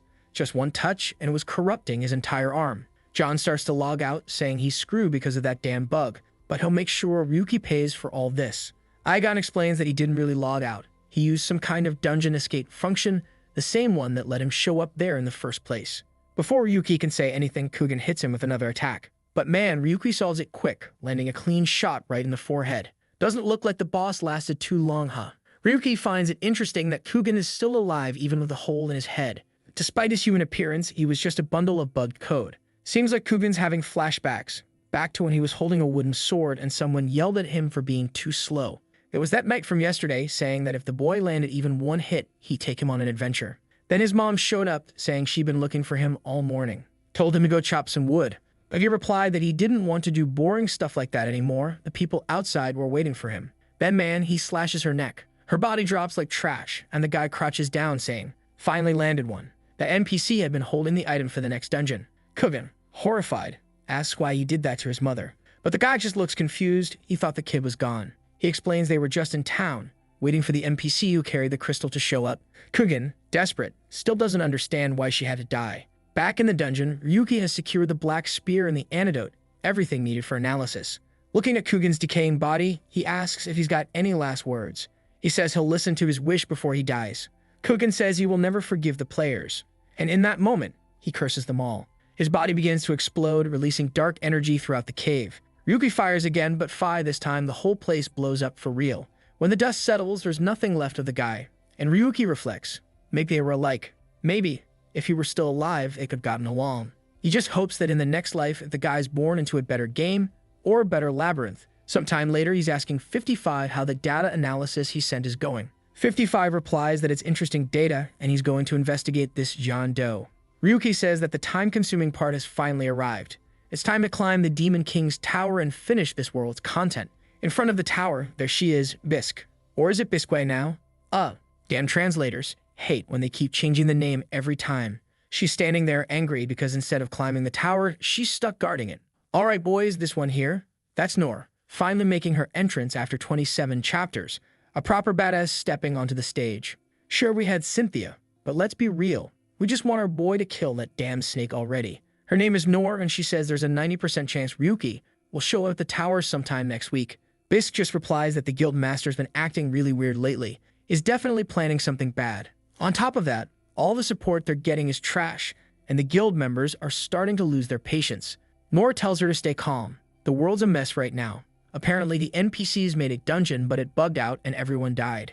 Now the players think NPCs are a threat, and obviously, that's just escalating the conflict. Because of the bugs, all the info got wiped, but of course, people are already saying it's Ryuki's doing. She heard all that from Laguna, who kinda sees Ryuki as some new god or something. Nor even admits that having Ryuki on the team would make clearing these raids way easier. But Bisque says she'd rather stay away from someone who can delete characters. Suddenly, her expression changes when someone asks what that kid is doing there. Oh my god, the dude with 2 swords on his back is named, get this, Explosive Blade. What am I even supposed to do with that? Let's just rename him right now with that gear and the way he clearly dropped billions of cash. We're calling him Pay to Win. Pay to Win wants to know why Miss Dungeon Addict is outside the tower for the first time. He taps her on the head while she tells him to beat it, says she can't even stand looking at his ugly mug. But P2 replies that they could make a bet. Whoever kills Ryuki first gets to take Linful's spot. The two of them start bickering while Nor tells them to chill out, especially since Ryuki-related info should be kept quiet. And in the middle of this argument, a notification window pops up right in some player's face. The 3 Linza clowns are confused too, wondering if someone just passed 447. But Bisque corrects them, it's not about 447. It's a notification that the record for the first floor was broken. Bro, he beat the first floor in 18 hours. I'm telling you, you could start a whole family in these dungeons Phi. How long is it gonna take for him to do 46 floors? Or even 100? You start a family on floor 50 and by the time he finishes floor 100, your kid's already 20 years old. The crew's going nuts because the previous record was 72 hours. They're all asking, who could have done this? Like, come on, y'all acting surprised like amateurs. Obviously, it's Ryuki. Now they're wondering when the hell he even entered the tower. P2W is stunned, and Nor says that with the power he's built up, it makes sense he breezed through the first floor. P2W turns to Bisque and asks if she could beat that record. She says yes, if she restarted from floor 1 maybe. But why would anyone go back and reset their entire tower progress? Meanwhile, Nor is thinking she really underestimated Ryuki. She should have gone after him with everything she had. Wait, did you even go after him at all? Am I losing it? Do I have Alzheimer's, boys? She stares at the tower and says now she understands why Gabriel is so cautious. He's not really cautious though, is he? He should be out there hunting our boy down, not just sitting around on floor 100. Back with Igon, and he's roasting Ryuki for taking 13 minutes longer than he should have. But Ryuki fires back saying, not bad for someone who had to fight for 18 hours straight, huh? And of course, Ryuki immediately goes off on that damn robot, shooting him out for setting goals that made no sense in the first place.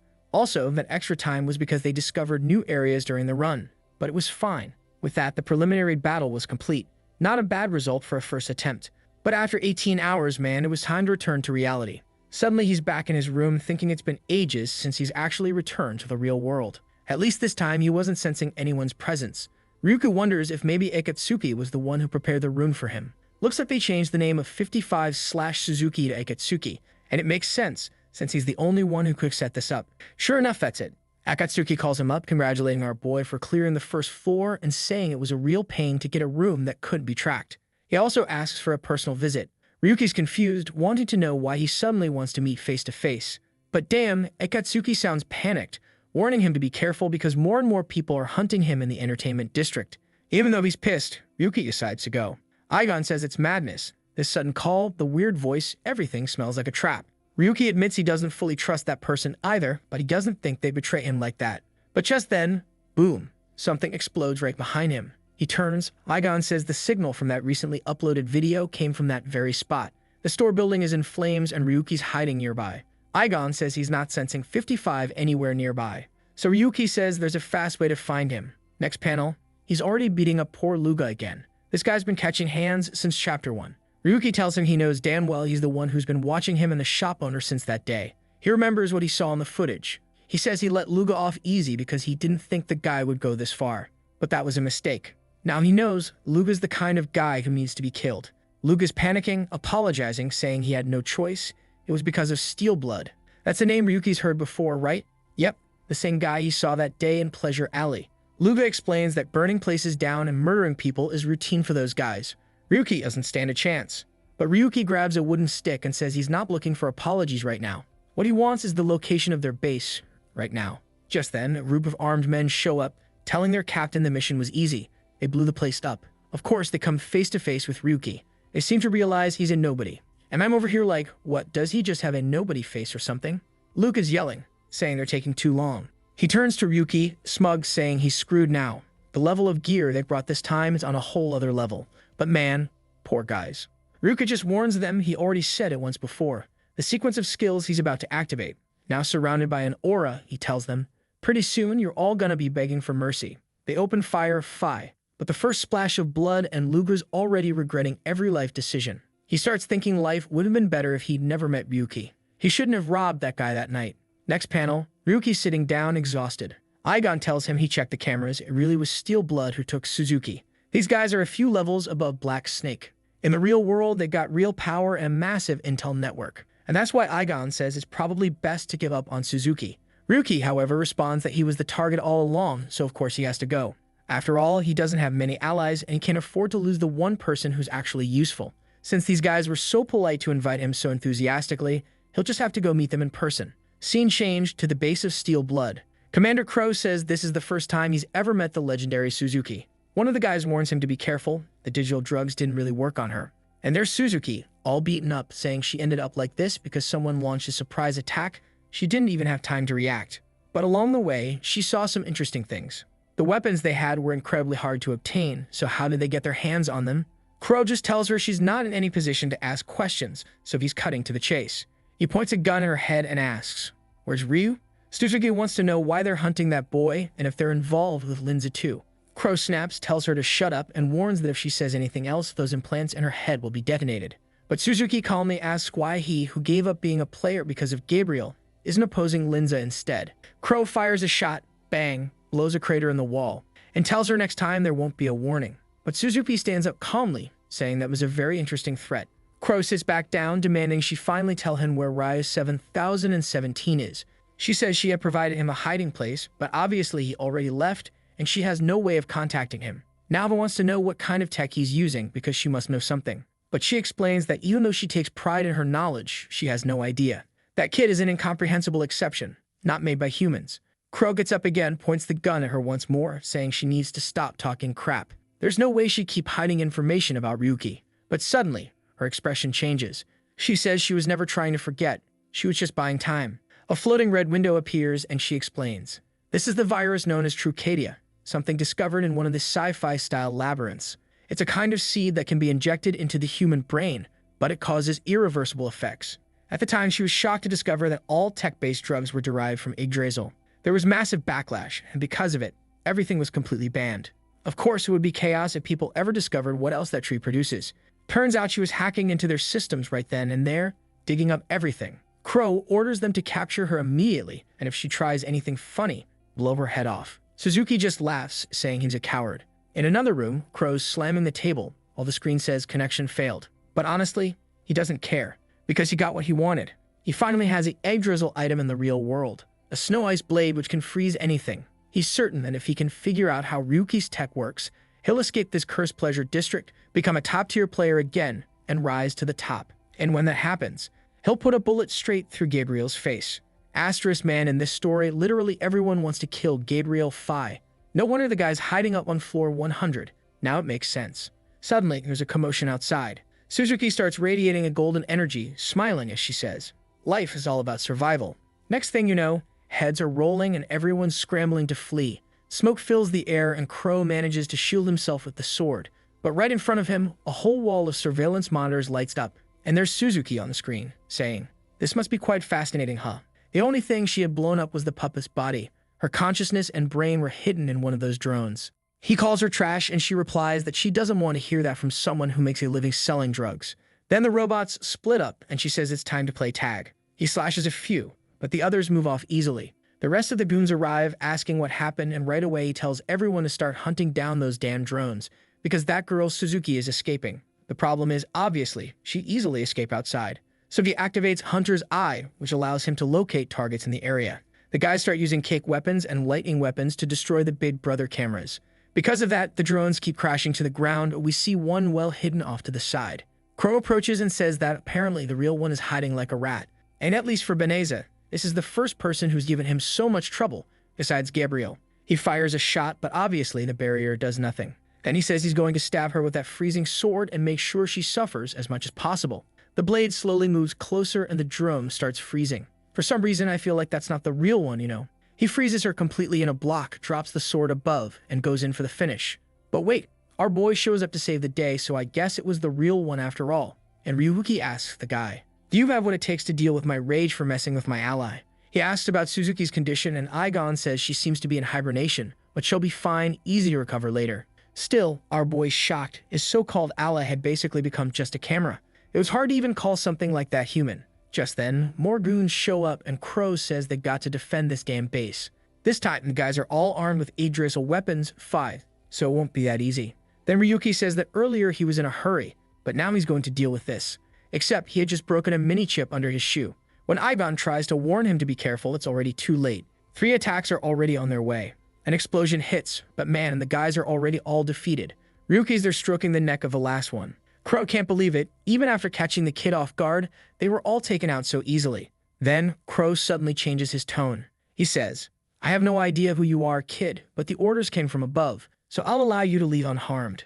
But obviously, that lame excuse wasn't going to work with our boy. Then we flash back to that day. The day Ryuki found out his mom would die because he lost his position and wouldn't have enough money to pay the hospital bill. Man, her body would be kept at the hospital for 3 weeks, and he'd have to pay the fee to recover it. She was already dead. Otherwise, after that, her body would be chopped up and sold at the city auction. The guy warned him researchers, collectors, and perverts would buy it. What kind of messed up world is this? Even I'm mad now, Fi. Our boy's diving in Minecraft, trying to calm down and forget what they told him. Right after that, he ran to the Minecraft mines to farm Fi. He needed money to get his mom out of there. First, he'd deal with the funeral, and only after that, accept reality. That's when someone showed up behind him and told him to wake up to reality.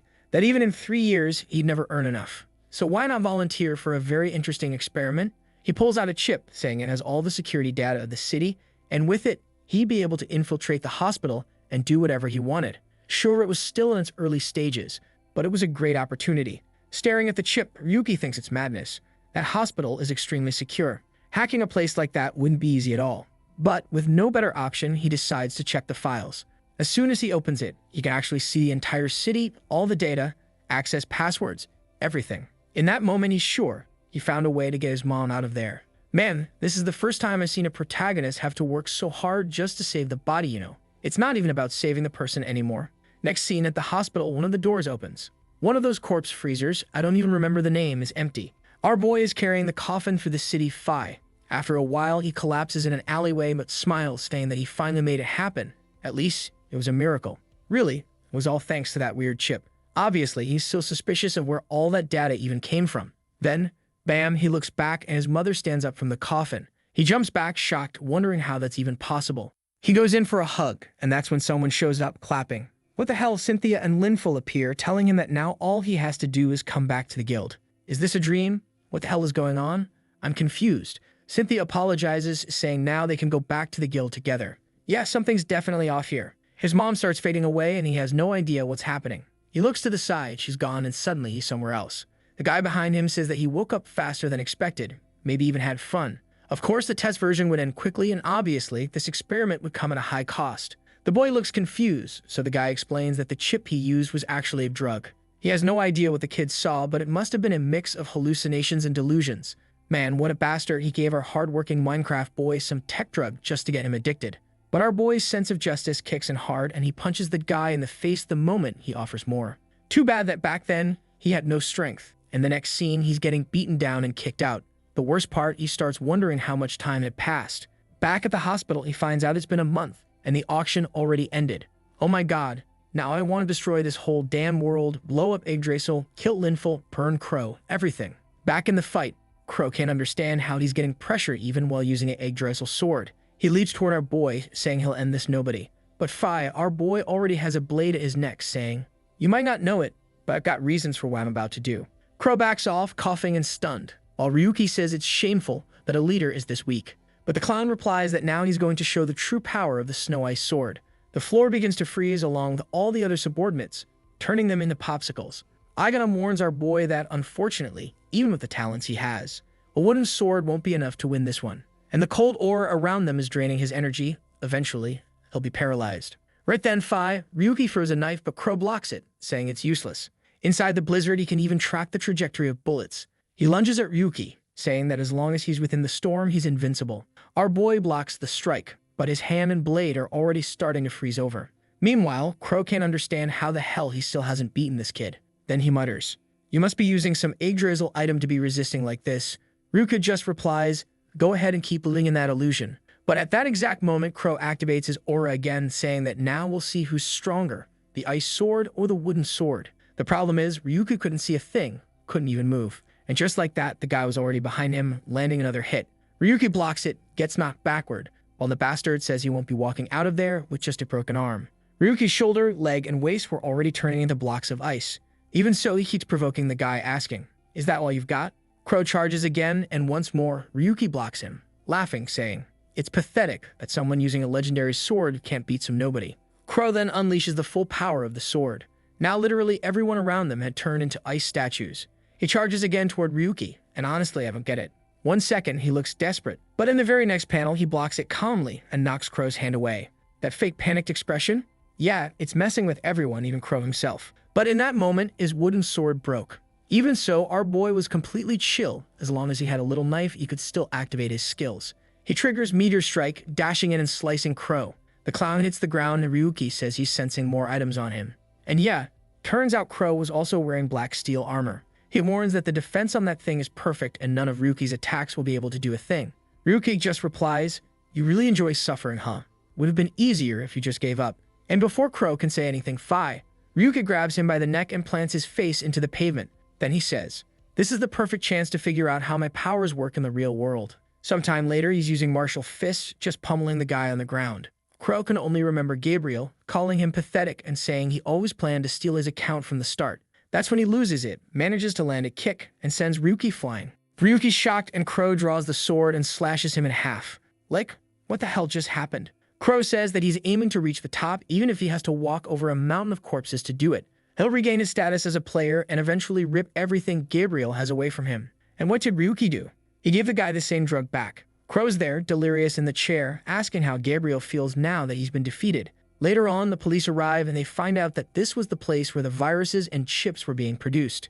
Seeing all the bodies on the floor, frozen and doped up, they say, "These idiots deserved it for getting involved with illegal tech." But of course, there are some corrupt cops too, right? Saying, "Shame they died. These guys used to pay us good money." Up on the rooftop, Ryuki says he never imagined those people would be smiling like that.